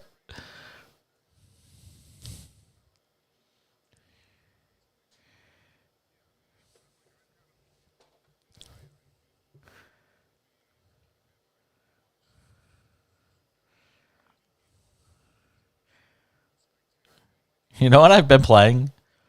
On our mine. It's really more of my husband's, but our PS5, you know what I've been playing? Cubert. I swear to God. I do. I'm the guy with a $1 zillion PS5 who plays Cubert. Yep. I play Cubert on it. That's exactly what I am. It's exactly what I am. I'm the guy driving a Bugatti and drives at 30 miles an hour down the street. Yep. I've been playing Cubert, but they have this thing called Cubert, and then there's Cubert Rebooted, which is a brand new version of Cubert, which is a little different. So I go back and forth. I play them both. I play the new version of Cubert and the old version of Cubert. Yeah, I know. I do play a little Tiger. I'll play the PGA 2K. I do play that. I haven't played the new Tiger Woods one yet. I've downloaded it to the trial to try it, but I have not played it yet. Yeah, we already are. That's all right. Yeah, we go sideways. It's all right. Oh my God, it's crazy. Same, it's nuts. But they also say that Tiger's kid swing also resembles Rory quite a bit too. If you look at it side by side with Rory, and even Tiger has told his son, "Don't swing like me, swing like Rory."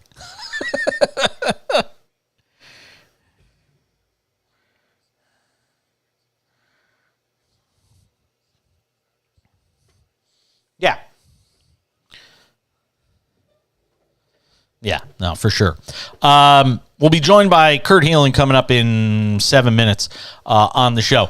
Interesting notes. One, it's official. Teddy Bridgewater starts this week for the Dolphins. Tua still in concussion protocol. Not a big shock there, but the Dolphins made sure to make that official. The other story that I thought was fascinating, I was reading this today, and it blew my mind. Josh Norman, who's out of football, was running his Atlanta coffee shop. He's got a coffee shop called Omni Coffee and Eggs that he's got in Atlanta, which is across the street from Cam Newton's cigar shop that's down there. So Josh Norman was signed to the practice squad this week. He's going to play this weekend. Talk about like off the street. Now I get it's not like, Baker Mayfield flying across the country and in 48 hours having to try and pick up some semblance of a playbook and then go and play him for the Rams. But I mean, you're playing the biggest game of your season. And the Carolina Panthers went and called on an old friend, Josh Norman, who said the only reason he's doing it is really because of Steve Wilks, because of the amount of respect he has for Steve Wilks. And for people who don't know, the interim head coach called Norman to come in and help out the team at corner because their starting corner, J.C. Horn, broke his wrist. So they need a starting corner for Sunday's game against Tampa Bay. So Norman signed to the practice squad Monday. He's going to be on the 53-man just in time for the 1 p.m. game, 1 p.m. Eastern game against Tom Brady and the Buccaneers. It's crazy. Carolina wins out, they go into the postseason. I think that'd be, as much as I'd like to see Tom Brady get another shot in the playoffs, Steve Wilks, and I keep saying this, how he has not already been named the permanent head coach is an absolute disgrace. How?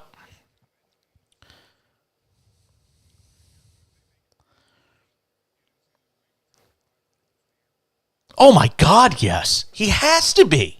He has to be. I mean, the fact that with 2 games left, they're still in the mix. I get that it's a craptastic division, but he has to be in the conversation for Coach of the Year if he gets that team into the playoffs. An interim head coach, after they traded away their biggest star, they've started 3 different quarterbacks this year. It's insane. And it could happen if they beat Tampa Bay this weekend. We'll see. All right. Kurt Heelan talks NBA on the other side. See, I still got into 2 NFL stories after all. Stick around. We'll do some NBA talk. I want to see what Kurt thinks about this whole number of, statistics being skewed and all that. So we'll get into it with him next. Stick around. More to do on the cash-in. Good to be with you on this Wednesday on SportsMap Radio.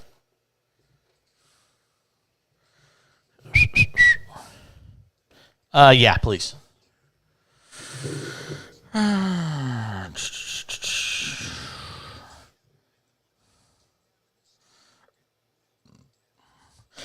I'm going down, down, down.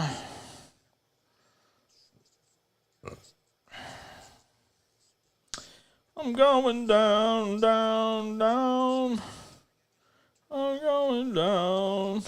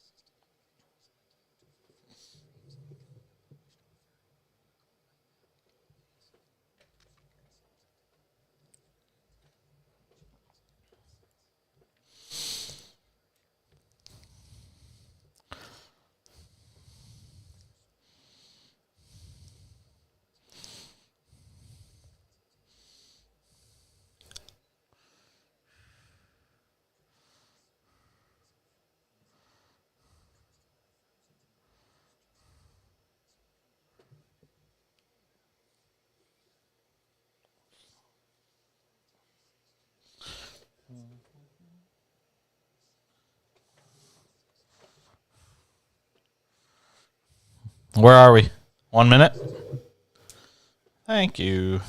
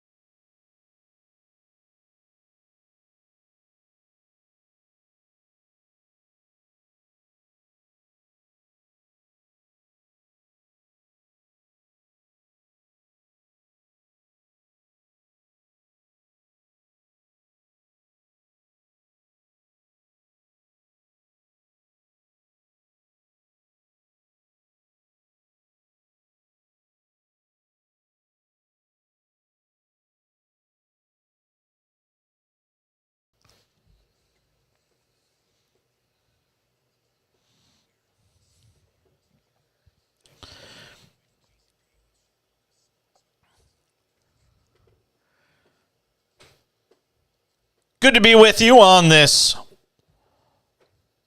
Wednesday edition of the show. 20 minutes till the top of the hour. SportsMap Radio and the SportsMap Radio app. I mean, it's hard to be any better than Luka Doncic was last night. I mean, what he did late in this game against the Knicks, and I'll keep saying this, as great as it was, that Knicks loss was just about the worst kind of loss you can ever have. I mean, it really was. It was that kind of absolutely awful. But Luka, give him all the credit in the world. He hit a big shot late in regulation, missed the free throw intentionally. The play you see teams try a million times. They come back from 9 points down with 33 seconds left and beat the Knicks. Luka goes off for 60, 21, and 10, which just even sounds silly to say. You'd think I was talking about, NBA 2K if I'm talking about numbers like that. But it got me talking last night on the show about this idea of numbers, being skewed now.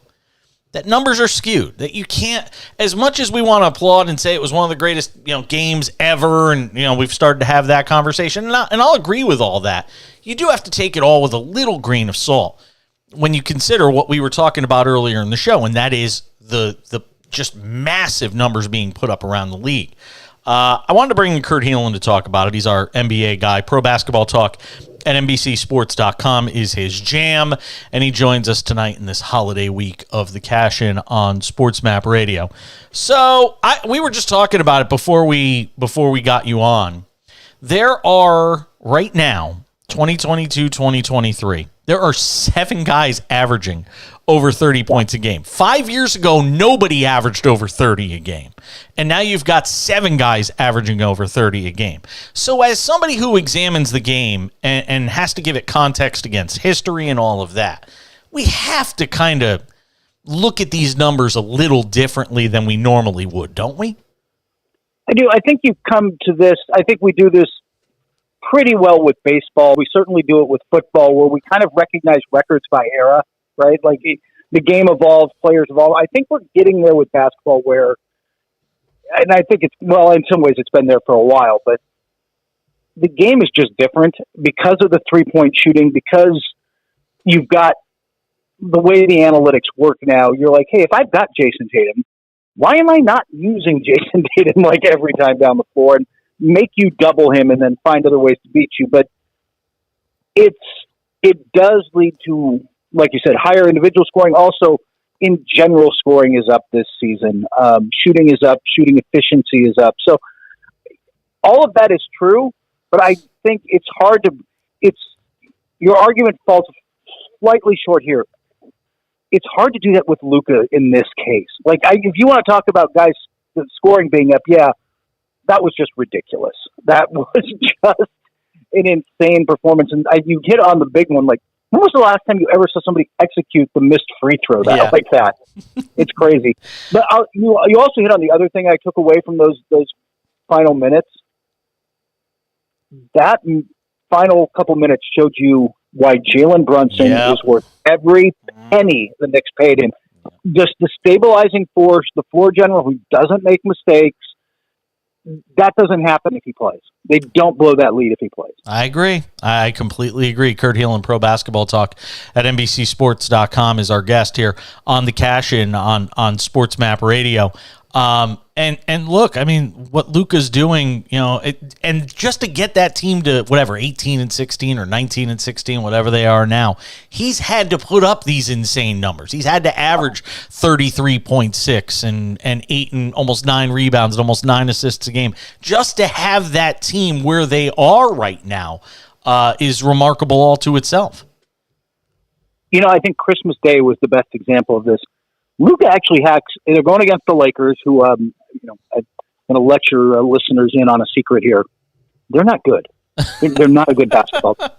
But the Lakers are up 11 at the half, and Luka actually puts up good numbers and is playing well. And I think his other starters were like 2 of 14 from 3, or I'm forgetting the numbers exactly, but they were just horrible. Like, nobody could hit a shot. And then in the third quarter, again, they keep doubling Luka. They're not going to let him beat him. So he starts giving up the ball a little, and everybody starts hitting a shot, and suddenly everything opens up, and they put up 51 in the third. That's just kind of how they are this year. It is feast or famine with they got some shooters on that team, but it is live or die without having that secondary shot creator that Brunson was good at. And with all due respect to Brunson, frankly, they just need somebody better than that. They need a true number 2 on that team. If they get somebody like that, this becomes a really dangerous team. But until that time, it's the Luka show. It's this heliocentric offense that's a lot of fun during the regular season. But I think you're limited what you can do in the playoffs. Spending some time with Kurt Heelan, Pro Basketball Talk at NBCSports.com, our guest on the Cash In on SportsMap Radio. I have to say, and this is the dilemma that I keep having with the Knicks, who looked like world beaters for 8 games, and then all of a sudden you watch them lose 3 in a row, and in ways that just amount to missed free throws down the stretch, just finding ways to lose games instead of finding ways to win games. It's got to be just so frustrating for Knicks fans. And for management to see this team that looks like in so many ways it's ready to turn the corner, but just always seems to find a way to fall backwards after going on one of these runs. Yeah, if I'd had the Knicks on the money line last night, I might have kicked my cat across the room. It would have been so mad.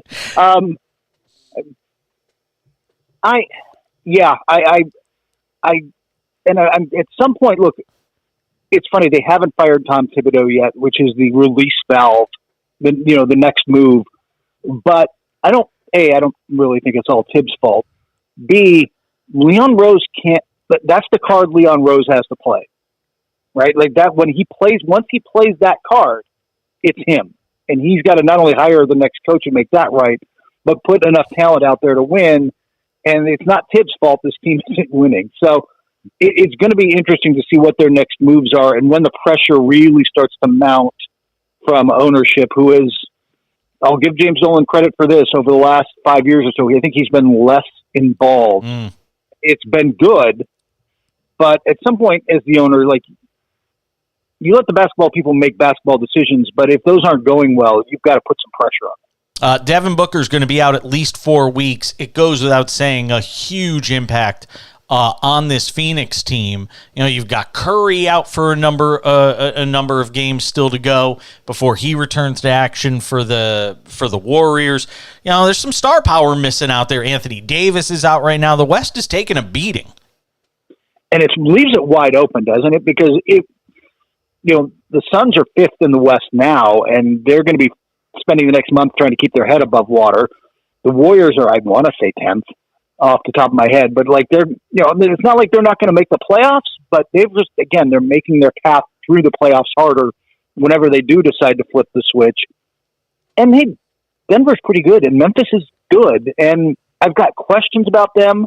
I got questions about everybody. I have questions about everybody in the West. Nobody has run away with it. The only team I give any benefit of the doubt to is the Warriors because I've actually seen them do it. But I'll put it this way to you.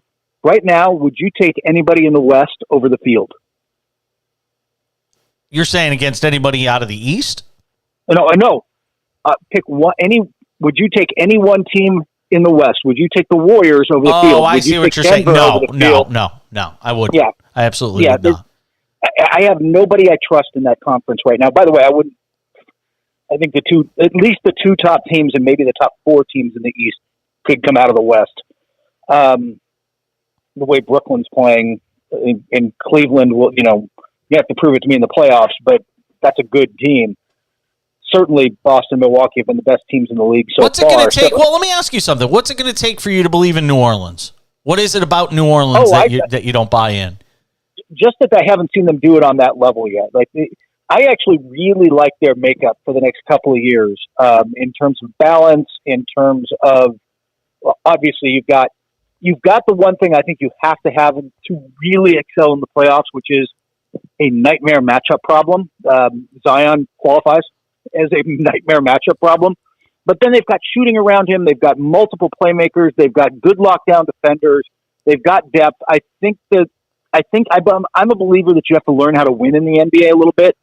So I'm not convinced they do it this year, but I think they have guys. But here's the thing, man. They've got McCollum, who's tons of playoff experience.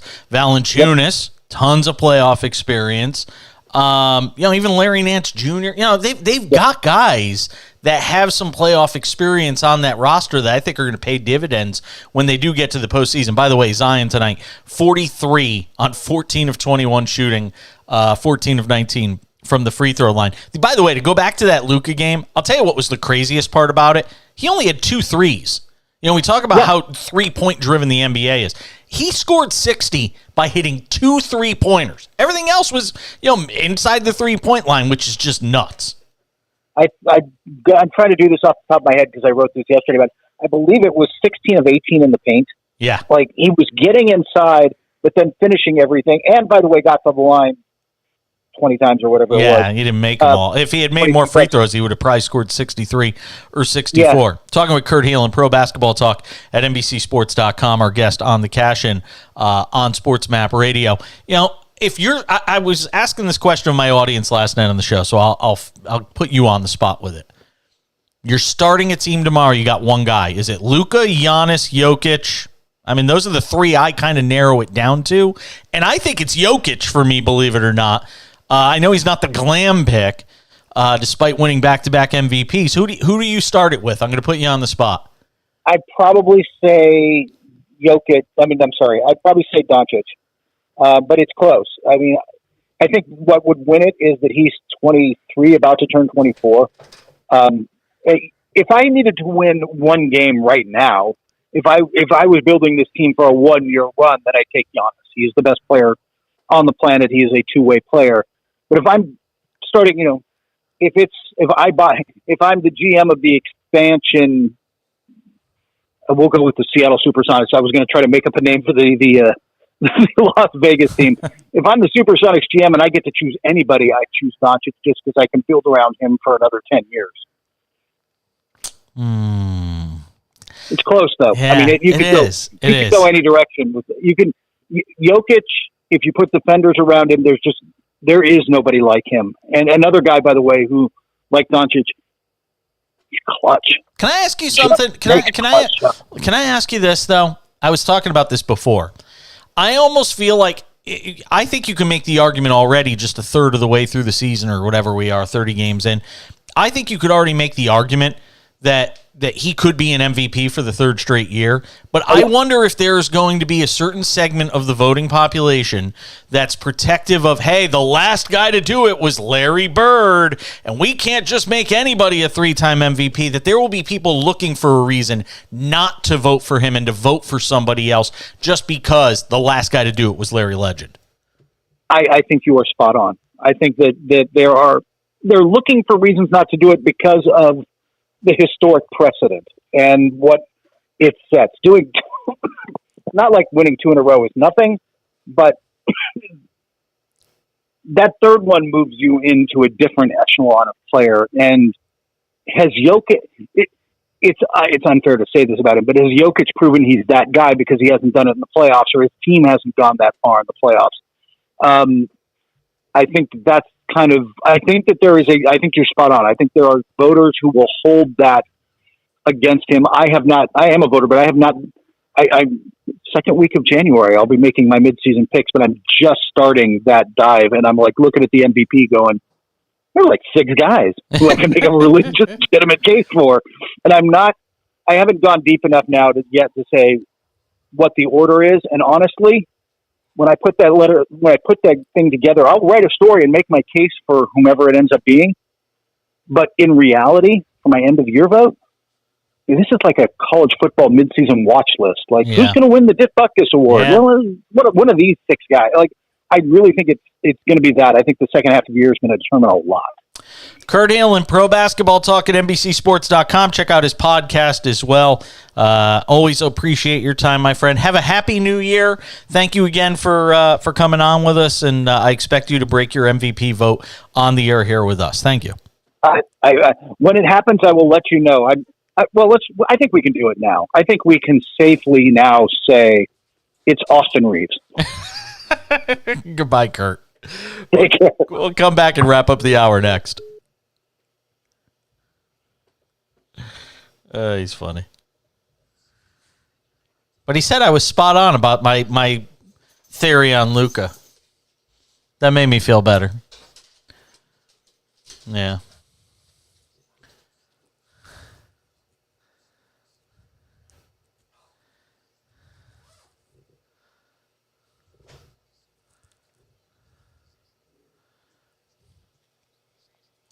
Let's take the conversation we had to start the show on the NFL stuff, the 2 interviews, and my stuff on the NBA that we did. The NBA stuff that we did.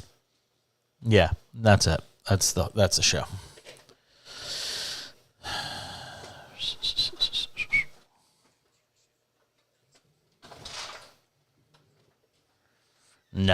No, I heard it was crazy, though. What was the final? Oh, good. That means that Kansas covered the 3. Because Kansas was getting 3. I have them in my pool. Yeah, I have them in my pool. And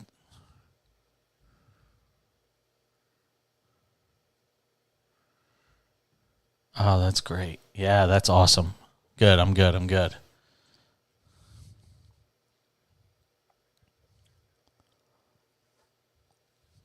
Who won Duke UCF? Who won the Duke UCF game?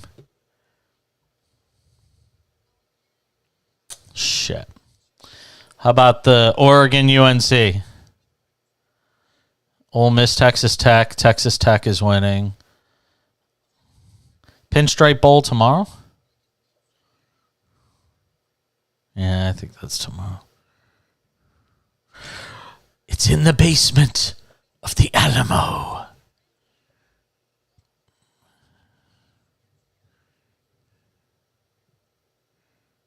Alamo Bowl.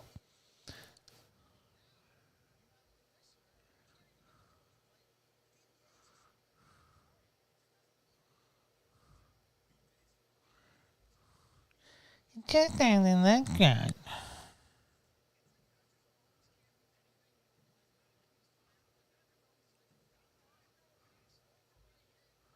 Yeah, Minnesota and Syracuse is tomorrow. Oregon beat UNC 28-27.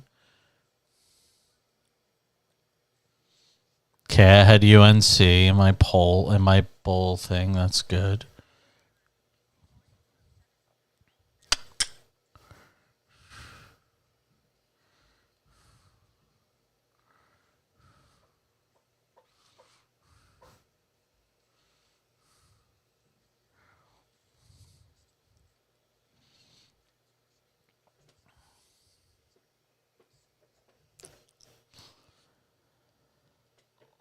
Thank you for being with us.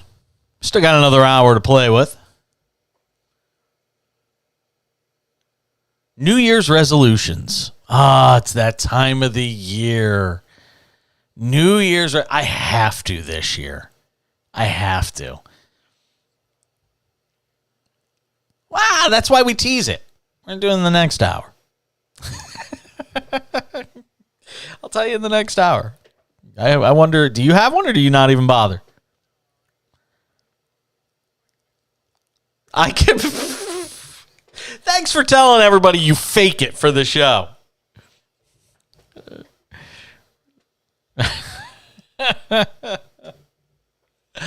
Yeah, New Year's resolutions. We'll also run through the Week 17 lines in the NFL. That's coming up in the next hour. A peek ahead. How I'm feeling about some games. It's all next on the Cash In SportsMap Radio. Yeah, I can fake it. Thanks.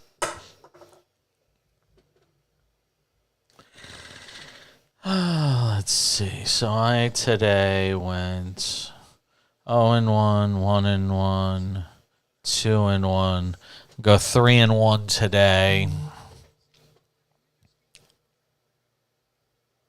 Yeah. I'm going to go 3-1, and the leader is going to go 1-3. That's going to help me a lot.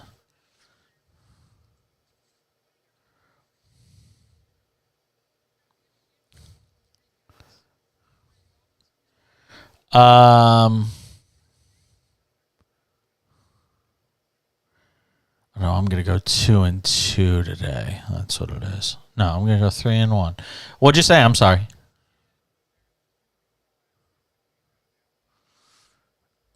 I have Texas plus 4.5.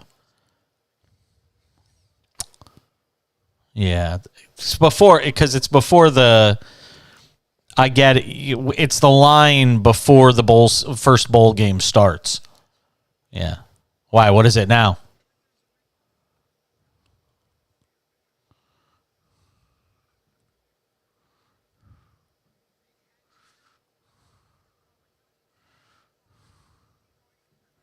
Actually, I can look. I got it right here.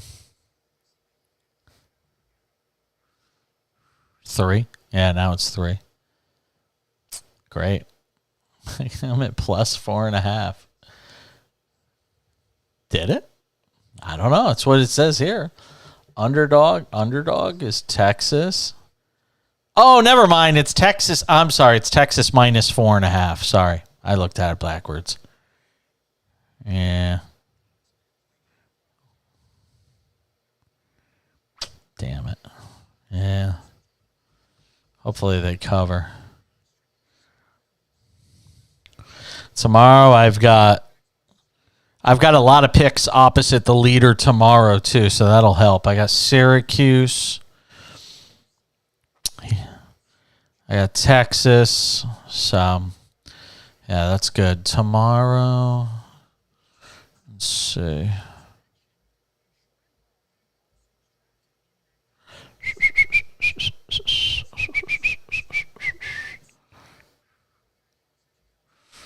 Oh, really?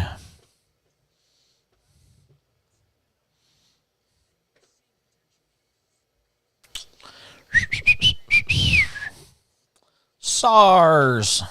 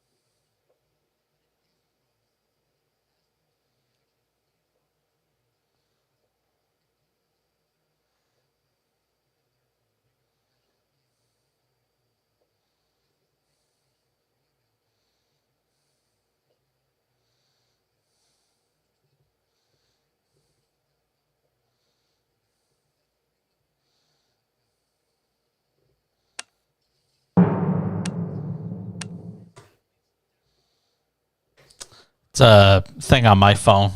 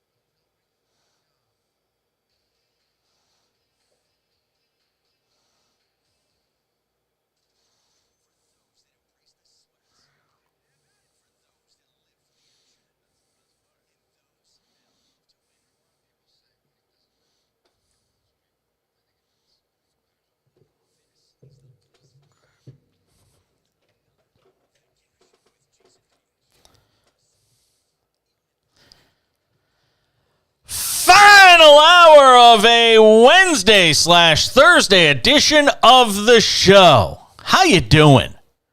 Good to talk to you, America. America. Thank you. 1-800-224-2004, 800-224-2004. Twitterville, at the back page if you're looking for me there on Twitter. At the back page. Good to have you all with us on this Wednesday edition of the show. In this final hour, you'll hear from me on the NFL games I already kind of like for Week 17. We do the early line check every week on the show, and we do it on Wednesdays. So that's coming up in a few minutes, including a look ahead at the Thursday night NFL game. By the way, we didn't do any live betting on the show tonight. Utah leads Golden State right now 101-99, and it's Warriors plus 2.5. Can I just tell you all right now? Pick the Warriors plus 2.5. Can we lock that in? Can we get the cash register fired up? That to me, because the Warriors don't lose at home. They can't win on the road, but they don't lose at home. So we got the Warriors plus 2.5. We've locked in that live bet. I mean, that to me is just a no-brainer. The Warriors figure out a way to win these games. They've been doing it all year at home. Totally different team on the road versus at home. Kings trying to salvage a split in this two-game home series against the Nuggets. They trail the Nuggets 112-110, 5:13 to go, fourth quarter there. We'll keep you up to date on all of that. I want to know in this final hour tonight, what is your New Year's resolution? We all talk about it every year, and I don't care where you are in America, and I don't care that this conversation and this subject in particular has nothing to do with sports, because it's something everybody can relate to. We all make a New Year's resolution, but I want a real one. I'll tell you what mine is coming up in a couple of minutes. And who knows, maybe even Brian has come up with a fake one since he already told us he's going to fake it. Yeah, sure. What is your New Year's resolution? 1-800-224-2004, 800-224-2004. Early line checks on the NFL are next.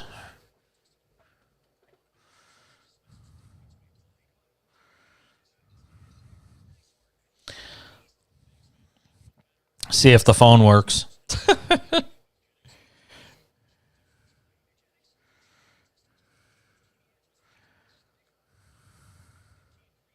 Oh, look at that. Warriors lead 104-101.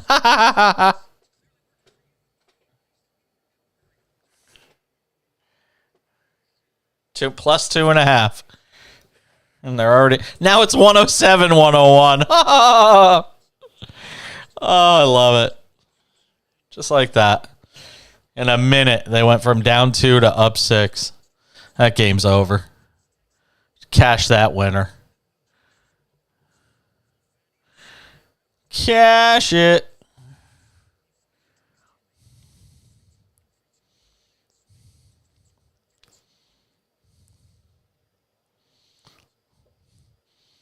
And that's without Klay Thompson tonight.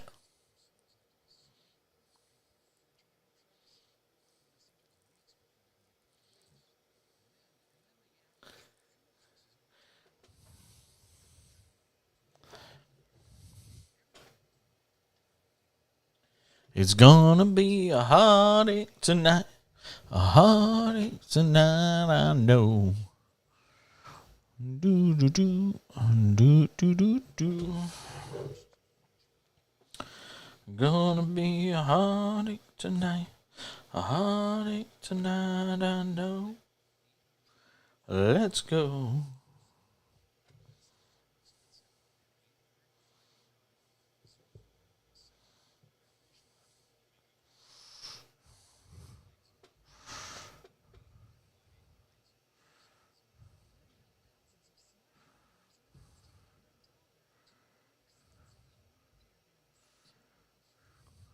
Nobody wants to go home now. There's too much going on.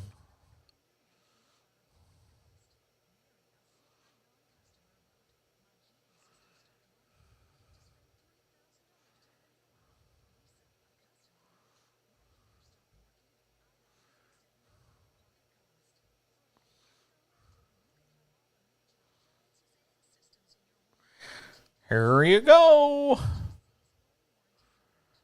Yellow. Yellow. I'm just ducky.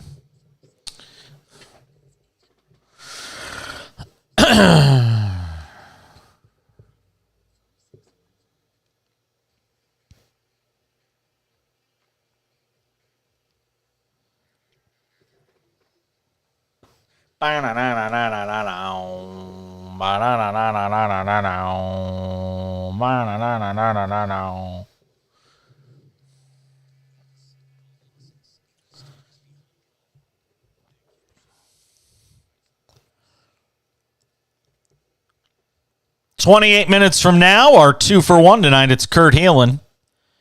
I'm not Kurt Heelan. Oh, gosh. I fumbled the ball. We were at like the 15-yard line. We almost had a perfect show.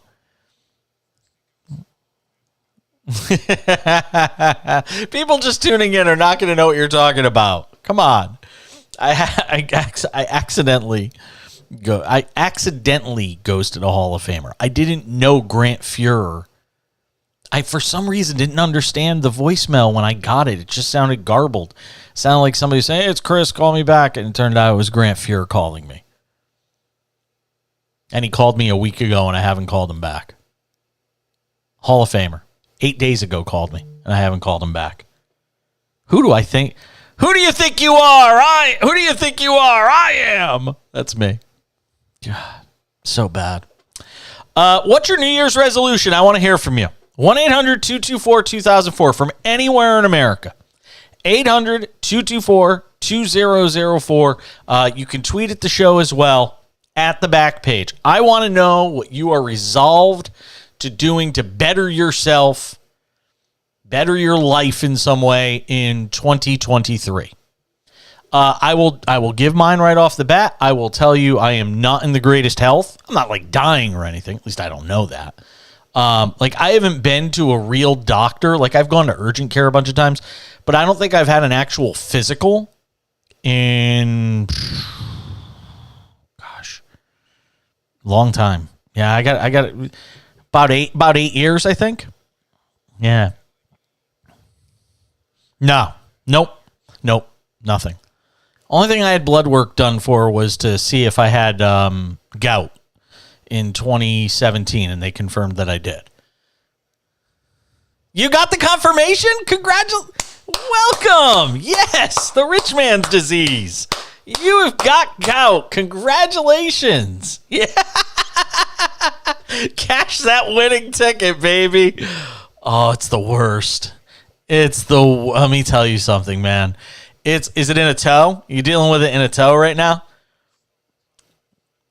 Oh, it's the worst. God, that's right. You get it where the foot meets the ankle, so you can't bend it. Right? Yes. Yeah, that used to be my hot spot. And then it started to occasionally hit a toe. And then it hit my second toe on my right foot.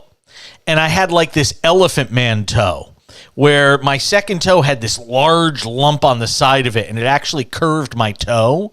But finally, the last few months, it feels like I've gotten it under control in terms of my diet and what I'm consuming and not, eating the triggers or drinking the triggers. Here's the crazy part. I'm the idiot that gets gout and doesn't even drink beer. I don't even drink. I get it from all the Diet Coke I drink, and I get it from stuff like pork and shellfish.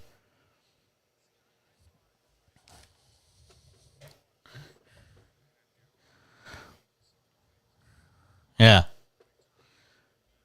Yep. Red meat.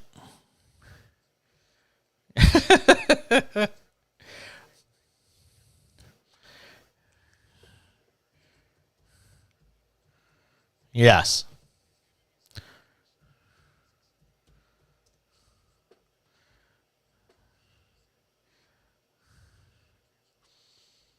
Yep. I know. Yeah, listen, I get it. I know. I'm used to it, man. I've been dealing with it for 5 years now, on and off. And when it hits, it's the worst. Okay. No, I don't think you can. I don't think you can. Dead meat. Yep, that's what you got. So mine is health related. I am going to really resolve myself to, the worst part is my resolution is to get healthy, but to get healthy, I'm going to have to go through a lot this year because I'm probably going to have surgery on my left knee, and I'm probably going to have surgery on my right shoulder. because these are things I've ignored forever. Like I've had a torn meniscus in my left knee for like a decade that I haven't dealt with. And I got a torn rotator cuff from my days playing baseball and then everything I've done after my high school days playing baseball. So that's going to have to be done. It's not going to be pretty. And I got to lose weight because I've put on, in 3 years, I've put on 50 pounds. 3 years, 50 pounds. I'm like the reverse Tom Brady. No, I'm not the plant man. My husband keeps teasing me, though. He's like, we should do the TB12 diet. I'm like, I'm not eating pomegranates and nuts every day for every meal. It's not happening. I just got to get on the treadmill a bit more. When I lost all my weight, when I was down to like 189 pounds, it was because I was on the treadmill every day. As stupid as that sounds. Yeah, I don't think the people in the workout room would necessarily appreciate that. So, anywhere in America, 1-800-224-2004. What is your resolution for this year? And I know getting healthy is kind of a standby that a lot of people use, but it really is legitimate for me. Jazz trail the Warriors 107-103. 2 minutes to go, fourth quarter. We had the Warriors plus 2.5 with about 5.5 minutes to go. And they now lead by 4, so that means you're up 6.5. Congratulations if you took that. You could cash that check now. It will be a winner. Kings and Nuggets, 126 apiece. Fourth quarter, 27 seconds to go in Sacktown. We'll keep you up to date on that. All right, what's your resolution?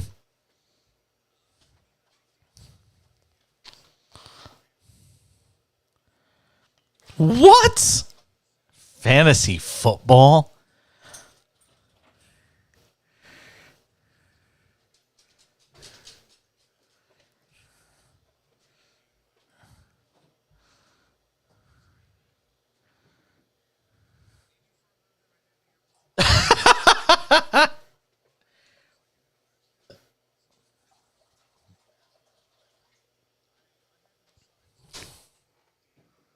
Wow.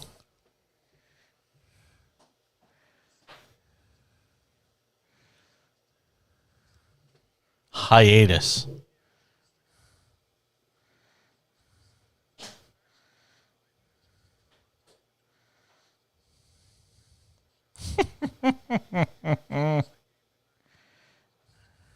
No, we did not. All right. Mental well-being. Okay. All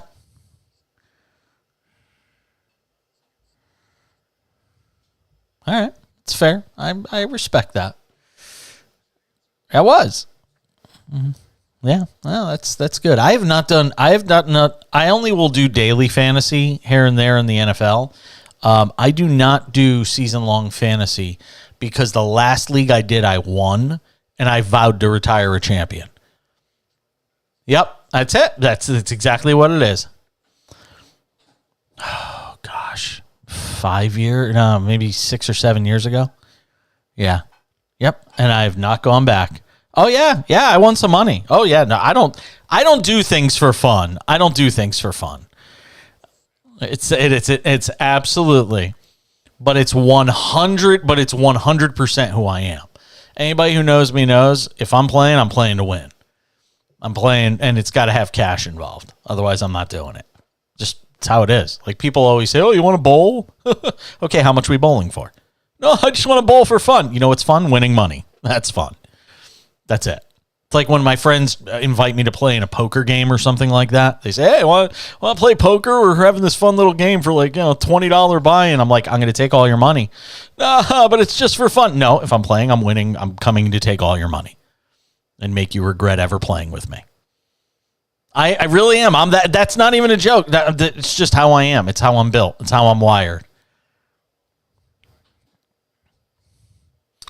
Let's play for free.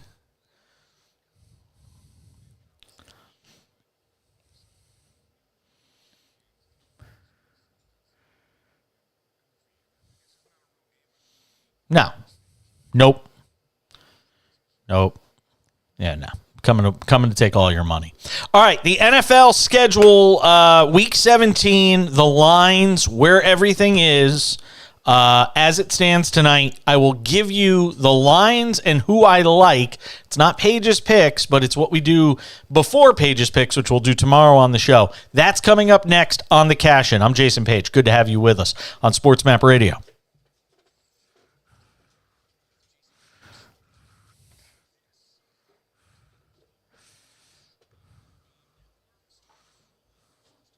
Ba-boom, ba-boom, ba-boom.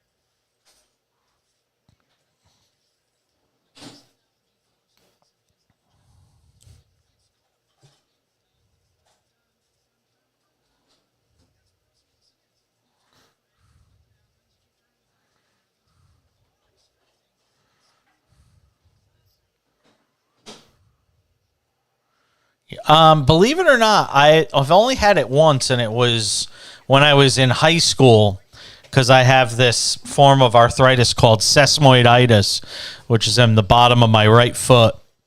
And it was the most painful thing I've ever had in my life. One of the top three. Oh, God, it's the worst spot to ever get a cortisone injection. Yeah. Oh, yeah, it's the worst.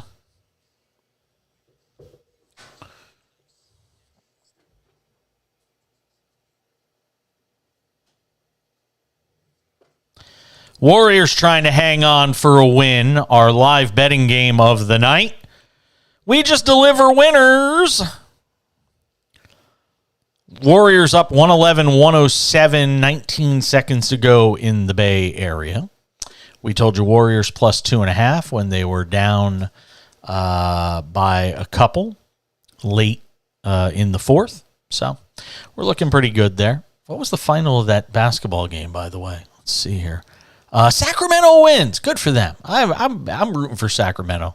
They've been in the doldrums for so long. I think they have the longest postseason playoff drought of any team, if I'm not mistaken, in the NBA. Donatas Sabonis, 31 in the win tonight. And De'Aaron Fox had 31 as well. Wow. Malik Monk off the bench had 33. That is quite the bench effort. That'll improve your team's bench numbers for sure. So good win for Sacramento tonight. They split that 2-game series at home against the Nuggets with a 127-126 win. All right, coming up, Jason Cole in 13 minutes on all things NFL. But right now, something I love to do every week on the show, we run through the Week 17 lines before we do Paige's Picks, which is usually on Friday. Instead, we'll do it tomorrow. So here we go. Cowboys and the Titans playing on Thursday night. Anybody who knows me knows I do not like big lines. Home underdogs, though, do tend to excite me. And at plus 12.5, if I was leaning anywhere in this game, it would probably be put towards the Titans at plus 12.5.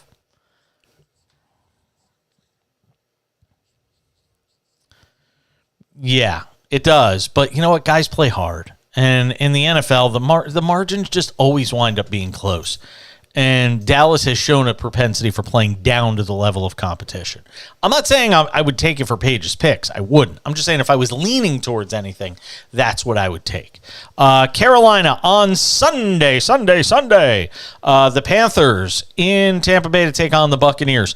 Buccaneers -3, which basically means the odds makers think on a neutral field, this is basically a pick'em game, which is remarkable. I would stay away from this one because it's Sam Darnold, and the Buccaneers have been as inconsistent as any team in the league this year. It's still hard for me to imagine, and I know I'm playing on sort of earned respect when I say if I was leaning anywhere, it'd be the Buccaneers -3, and probably the under at 40.5, because it's just hard for me to imagine Tom Brady losing in this spot at home against Carolina. It just is. Cleveland in Washington to take on the Commanders. It's the Commanders -1.5. And look, I think this line is right where it should be. You know, every week I think there's 1 or 2 games where the odds makers get it wrong. In these first 3 games, I don't see that. The Commanders -1.5 is right where this should be. I think it's going to be that close a game. Too difficult to call. The total 40.5 in that game. Saints on the road to take on the Eagles. Eagles still trying to wrap everything up as far as the NFC is concerned. Actually, as far as the NFC East is concerned, Eagles -5.5, 43.5 is the total. And again, what I've seen, I'm shocked. This line actually feels low. This line actually feels low to me. Eagles coming off a loss. We've seen what they've done coming off a loss before. If I was a betting man on this, I would probably lean towards the Eagles -5.5. Again, not one I feel a lot of confidence in, though. Cardinals on the road in Atlanta to take on the Falcons, who are still very much alive as it relates to the NFC South. Atlanta -3 and 42.5. 42.5 feels really high when it's Colt McCoy versus an Atlanta rookie starting quarterback who's making his second NFL start. If anything here, the under is very appealing at 42.5. That might be one of Paige's picks this week. Jaguars in Houston to take on the Texans, with the Jaguars controlling their own destiny. How do they deal with prosperity? That's what I want to know. How does Jacksonville deal with prosperity right now?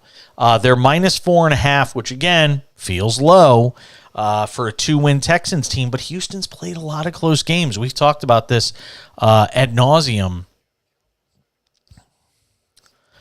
Yep.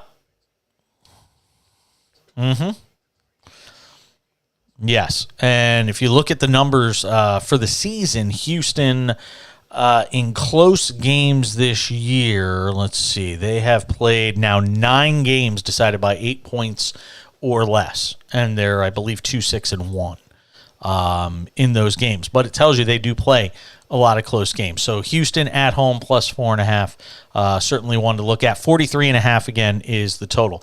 Bears in Detroit to take on the Lions. Everybody was on the Lions bandwagon, including this guy. And now you look, and all of a sudden here they are. Still fighting for their playoff lives. They could still get in if they win out and Washington loses a game. Detroit will find themselves in the postseason. 52.5 is the total in this game. I know the Lions defense has been maligned and played a little better towards the back half of the season. Chicago with Justin Fields. And, as I've thought about it, I'm glad they're actually playing him over the final 2 games to get a sense of whether or not he is their future quarterback. I think they're starting to lean in that direction. 52.5, though. What a total. Not sure how I feel about that yet. I got to think about it some more and run some numbers. Dolphins in New England to take on the Patriots with Teddy Bridgewater at quarterback. Can this big play Miami offense summons up some big plays in what's going to be probably a chilly and cool environment in New England? I haven't looked ahead at the weather. 41.5 is the total. It's New England -3 in that game, with the Patriots still fighting for their playoff lives. The Dolphins trying to clinch a spot themselves. Denver in Kansas City to take on the Chiefs. KC -12.5. 44.5 is the total in that game. Kansas City is, they've played 10 games decided by 8 points or less. The Broncos this year, 3-8 in games decided by 1 score or less. Can they get it to within 12.5? I don't think so. But again, you know me, when it comes to big lines, I don't like to touch them. Indianapolis in New York to take on the Giants. Giants are, they're about 70% in terms of covering this year. -5.5 does seem like a lot when you talk about a Giants team that has played down to the level of competition, plays a lot of close games. Has Indianapolis officially mailed it in? I mean, it kind of looked like it the other night. If anything, I'd probably be leaning towards the Giants -5.5.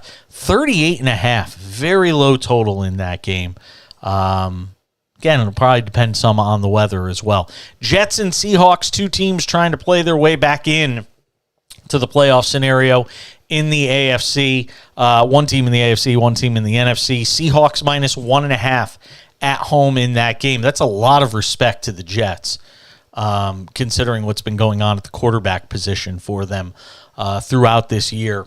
I'd probably lean towards the Seahawks +1.5 in that game. 42.5 is the total. San Francisco and Las Vegas in Vegas, +10 to the Raiders with Jarrett Stidham starting, and I think I can understand why. An opportunity here for San Francisco to continue their great play. 41.5 is the total. If anything, I would be leaning towards the under in that game. Vikings in Green Bay to take on the Packers. Really, I mean, look, you're talking about a Packers team that has to run the gauntlet here because of the position they put themselves in at the start of the season. And Aaron Rodgers playing with the bad thumb and this team not being on the same page. They're in a position where they have to win out. Can they win this game against Minnesota on Sunday? Yes. Do I think they will? No. I like the Vikings plus the 3 points, even though anybody who's listened to this show knows I am not a big Vikings fan. So take that with a grain of salt. Rams in Los Angeles to take on the Chargers. Baker Mayfield playing much better football in a couple of the games that he's started now. For the Chargers, it's the Rams +6.5 in the battle for Los Angeles. 40.5 is the total. Steelers still mathematically alive for a playoff spot in Baltimore to take on the Ravens. Pittsburgh +2.5 in one of Mike Tomlin's finest coaching seasons. 35.5 is the total.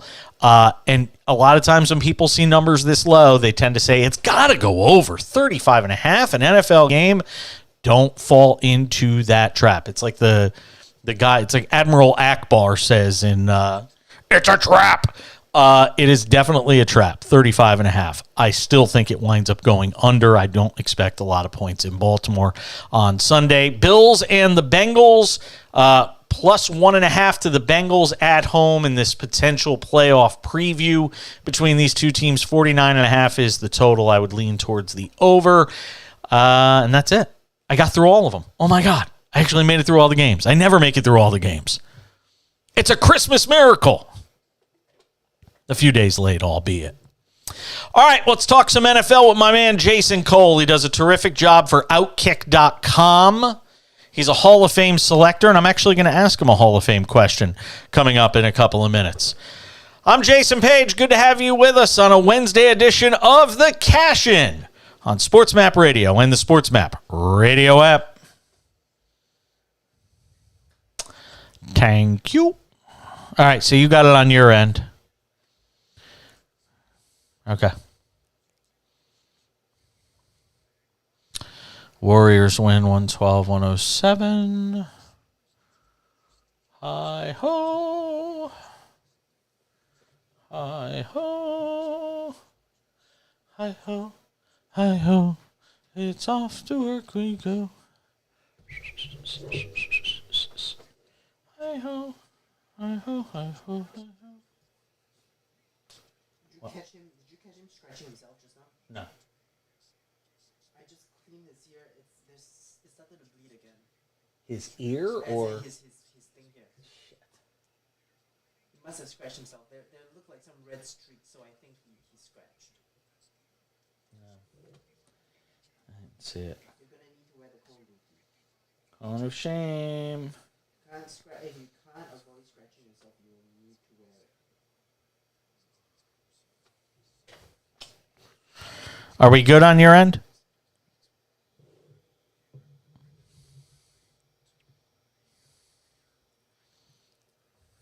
Ah!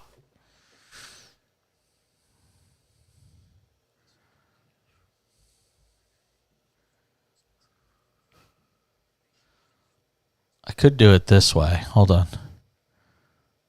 Here's what I could do. Watch this. Keep having football as a distraction, and therefore, does it want to be with him? Out with dad as much, may not be as cool as it was. But I'm just saying, I think as long as Green Bay wins out there, they've got a good shot. And they're in bad circumstances. So if I'm San Francisco, it's Simple. I think as long during being in the same city, but it wasn't a difficult.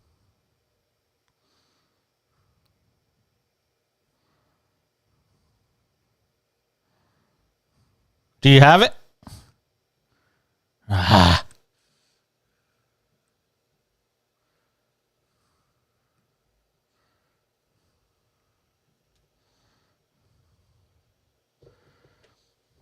I might be able to do it. Let's see here. It's time for the late games. Who do you like? The stories. They're at this crossroads with Daniel Jones. And what do you do with him?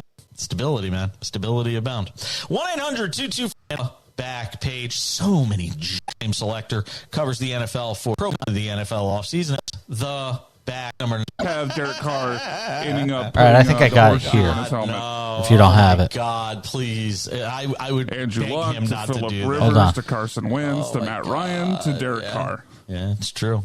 Yeah, stability, man. Stability abound. 1-800-224-2004. Hey, I haven't given out the number tonight, have I? 1-800-224-2004. You want to tweet at the show? Go ahead and do it. Hit me up. Hold on. At the back page. Again, on Twitter, at the back page. So many juicy possibilities as it relates to the NFL offseason, and we haven't even gotten to the playoffs yet. Jason Cole will join us coming up in 15 minutes from Outkick.com. He's an NFL Pro Football Hall of Fame selector, covers the NFL for that outlet. Lots more to do as we continue in this hour of the Cash-In at SportsMap Radio. All right, go. Want to win? You've come to the right place. Now, more of the Cash-In with Jason Page.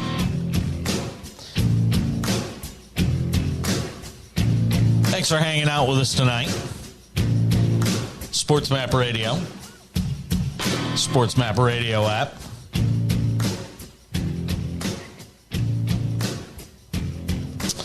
Oh, boy. So many possibilities. So many possibilities. I mean, look. It's going to be a lot of teams looking for quarterbacks next year. I mean, Atlanta's going to be looking for a quarterback. Carolina's probably on the prowl for a quarterback, unless you think some way, somehow, Sam Darnold is the answer. And I know he's played a little better over the last couple of weeks, but I can't think they actually believe that Sam Darnold is yeah, the there's answer. no way. There's no way. We know the answer to that. No, there's no way. Washington's probably looking for a quarterback. I don't know. You think they'd settle on wins? I don't don't think they're off of him yet. I mean, if you make the playoffs this year, it's kind of hard to kick a guy to the curb after making the playoffs. I mean, if the right guy presents himself, sure, but who else is presenting themselves? And who else is even going to want to be in that situation in Washington? You got a team, being shopped around to be sold. And trust me, I know this, when new ownership or management comes into a situation, they don't want entrenched people. They don't want the old regime. They want to bring in their own people, their own general manager, their own head coach, their own, star quarterback, so to speak.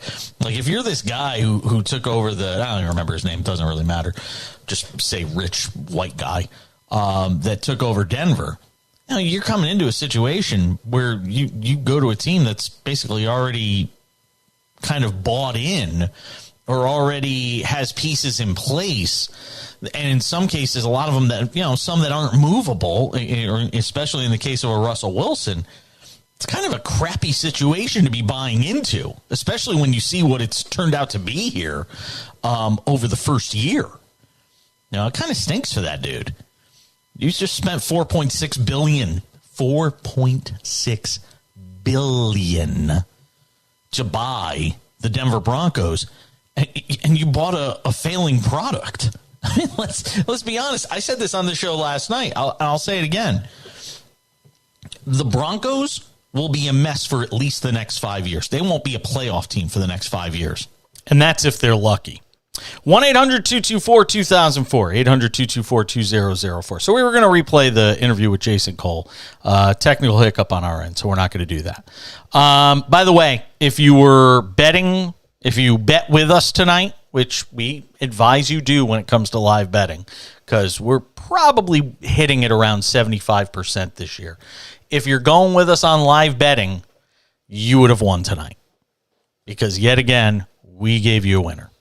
The Warriors plus 2.5 on the live betting line is a winner because the Warriors came from behind to beat Utah 112-107 tonight. No Steph. Yep, thank you. No Steph, no Klay Thompson, no problem.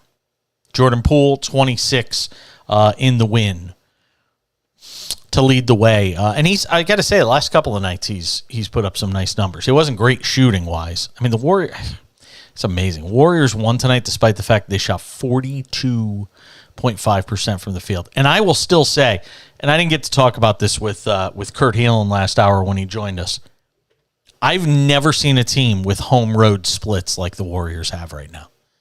15-2 at home. 3 and... I don't know. I can't do that kind of math that quick. It's just insane. They can't win. They can't win on the road. And you got to wonder at some point if it's just mental. There's no way this team could be this bad on the road. Golden State is 3-16. Okay, I had to go look it up because I can't do math that fast with a nationwide audience listening in. 3-16 on the road and 15-2 at home. I mean, I've never seen anything close to that. I mean, Dallas is the closest thing to that. They're 14-5 at home, 5-11 on the road. 14-5 at home and 5-11 on the road. Is there anybody else that's got crazy splits like that? Nah, I don't think so. No. So anyway, if you miss anything from the show, if you wanted to hear our conversation with Jason Cole, just check out the Cash In podcast. Hopefully it'll be there. I can't make any promises because I don't know if Brian if Brian just lost the whole thing.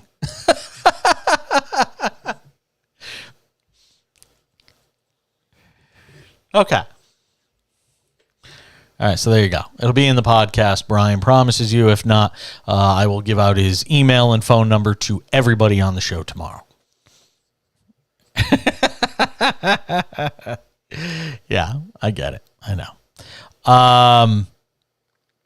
Interesting. We talked about Derek Carr earlier, by the way, and I didn't add this little nugget that was thrown into the story late tonight, but he's actually stepping away from the team now.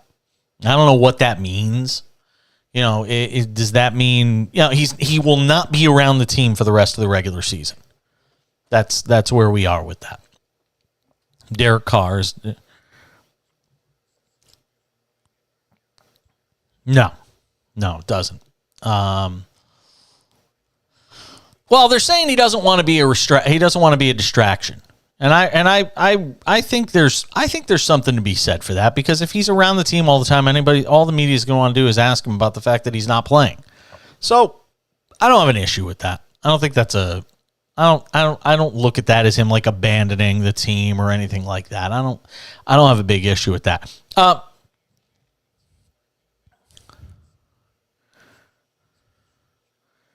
I don't even know if that's necessarily the case. I really don't, because most of what you've heard, I know, but most of what you've heard out of that team this year has just been about not being able to get across the finish line with wins. There was that one instance where he basically broke down at the podium and he made it sound like some guys weren't buying into the idea of, giving all the effort, that some guys were putting it all out on the line, but not everybody was putting it all out there. There was that, but I don't think it's a situation like that. I just think I think the guy, to me, is just mentally broken right now.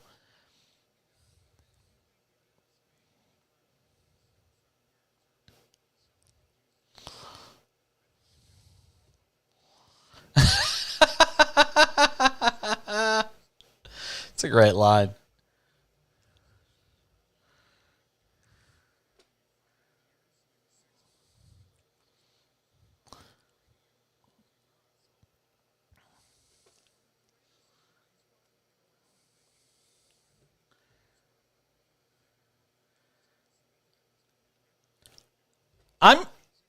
I'm considering doing a Russell Wilson fast.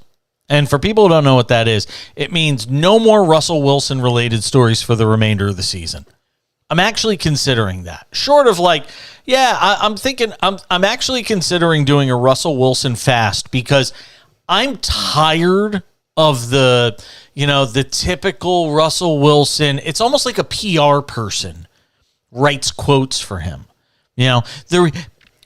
But it is. The reality is, I wish I could have played better for him too, Wilson said after Wednesday's practice, talking about the firing of Nathaniel Hackett as the team's head coach on Monday. I wish I could have played at the standard, the level that I've always played at, know how to play at. I'd say I just can't. I can't. Yes, I can't. I just can't do it anymore. Yeah, and I'll tell you, man.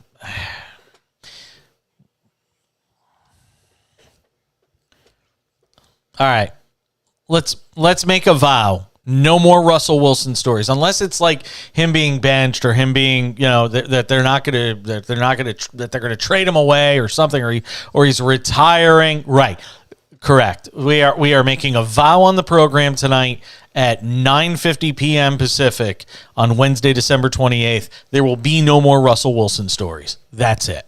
Banned. That is a cash-in guarantee, and I will stick to that. Yep. No more. No, it could be the show's resolution, but no, that because eventually we'll break it. So you can't do it forever.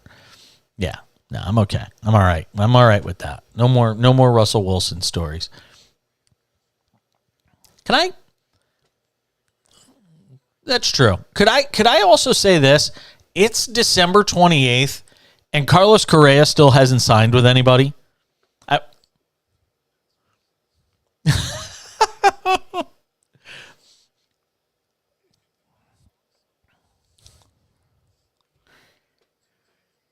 Dodgers.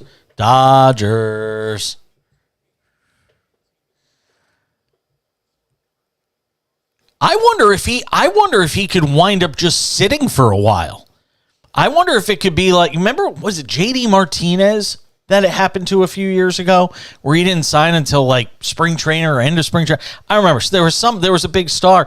I wonder if it could be a situation, because he's not taking anything that isn't a long-term deal. Nope. He's not going to. He's not going to. And you know what? I got to be honest. There's a part of me, and I'm not, I'm never going to be the guy that runs for, sticking up for the entitled, insanely overpaid athletes in professional sports. But at the same time, they're talking about something that was diagnosed in 2014 that he's played with for the last 8 years, and they're using that. Now, look, I don't think a 12-year or 10-year contract for anybody his age is necessarily a good idea. I'm all about that. But the idea of putting it out there and then pulling it off because of this, this previously diagnosed and treated injury, this fractured fibula that he had, I believe it was, in 2014 when he was in the minors, is just, it's beyond insanity to me that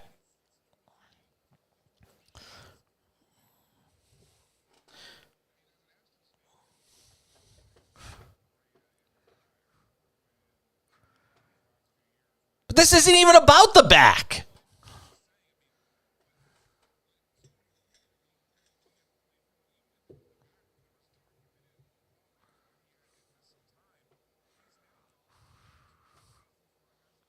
Yeah.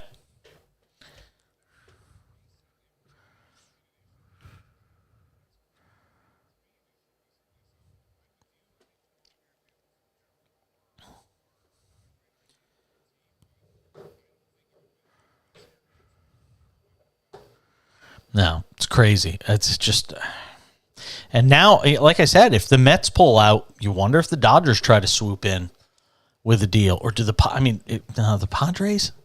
No. Where would the Padres put them? I know, but I don't think they care. Would the Yankees jump in with a deal? I mean, they've got Anthony Volpe and Oswald Peraza that they like. They might with Volpe. They think Listen, I think it's a terrible thing to say to put these kind of expectations on him. They look at Volpe as their potential next Jeter. Like, that's how big he is. Yeah. I would love to see him at third. I will pay for Josh Donaldson to be shipped out of New York. Guy's awful. All right. Let's come back and wrap up the show. We'll do it on the other side on the Cash In at SportsMap Radio.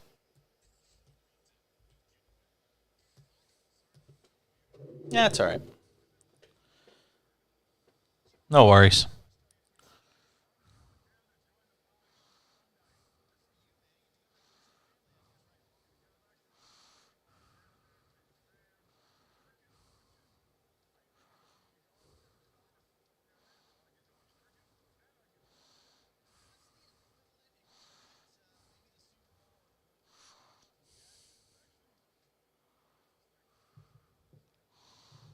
Oh, Jesus.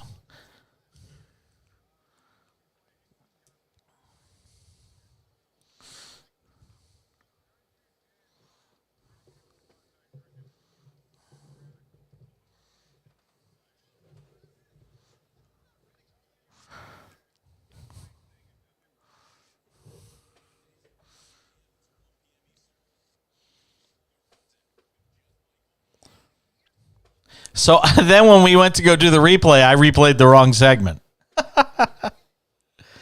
Did you see? I jumped in. No, I actually played the segment before. So I found a spot with a natural spot where I had a natural pregnant pause, and I just jumped in. Yeah. It sounded completely seamless. On the radio side, people would never know.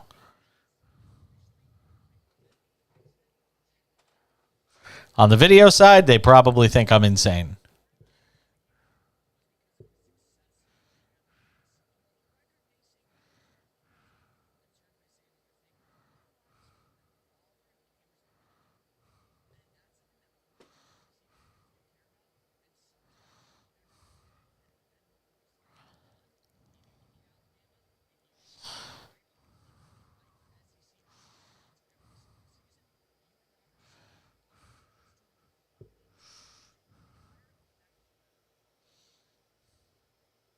No, I won't do anything till after the Super Bowl. I'm just leaving it alone. I've got to give my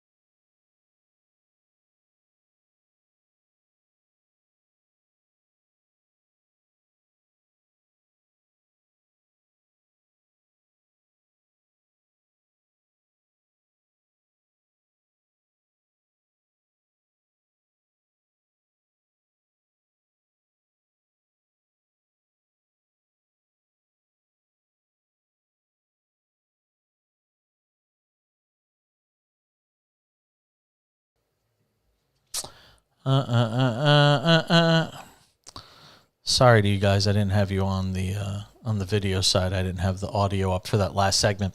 Just talking about playfortickets.com. That's it. We're done for tonight. I'll be back with you guys tomorrow night for one more show in 2022. And then the next time we talk, it'll be 2023. Wow. Thanks for listening. Thanks for watching. SportsMapRadio.com, the SportsMap Radio app. Any of our SportsMap Radio affiliates, twitch.tv, Jason Page 77. If you want to check out the show there. That's it. I'm done. I'm going to go home. I'm going to go home. I'm already home. I'm going to go and settle in for the rest of the night. Everybody have a great night. Thanks for watching the show. I'll catch you later. Bye.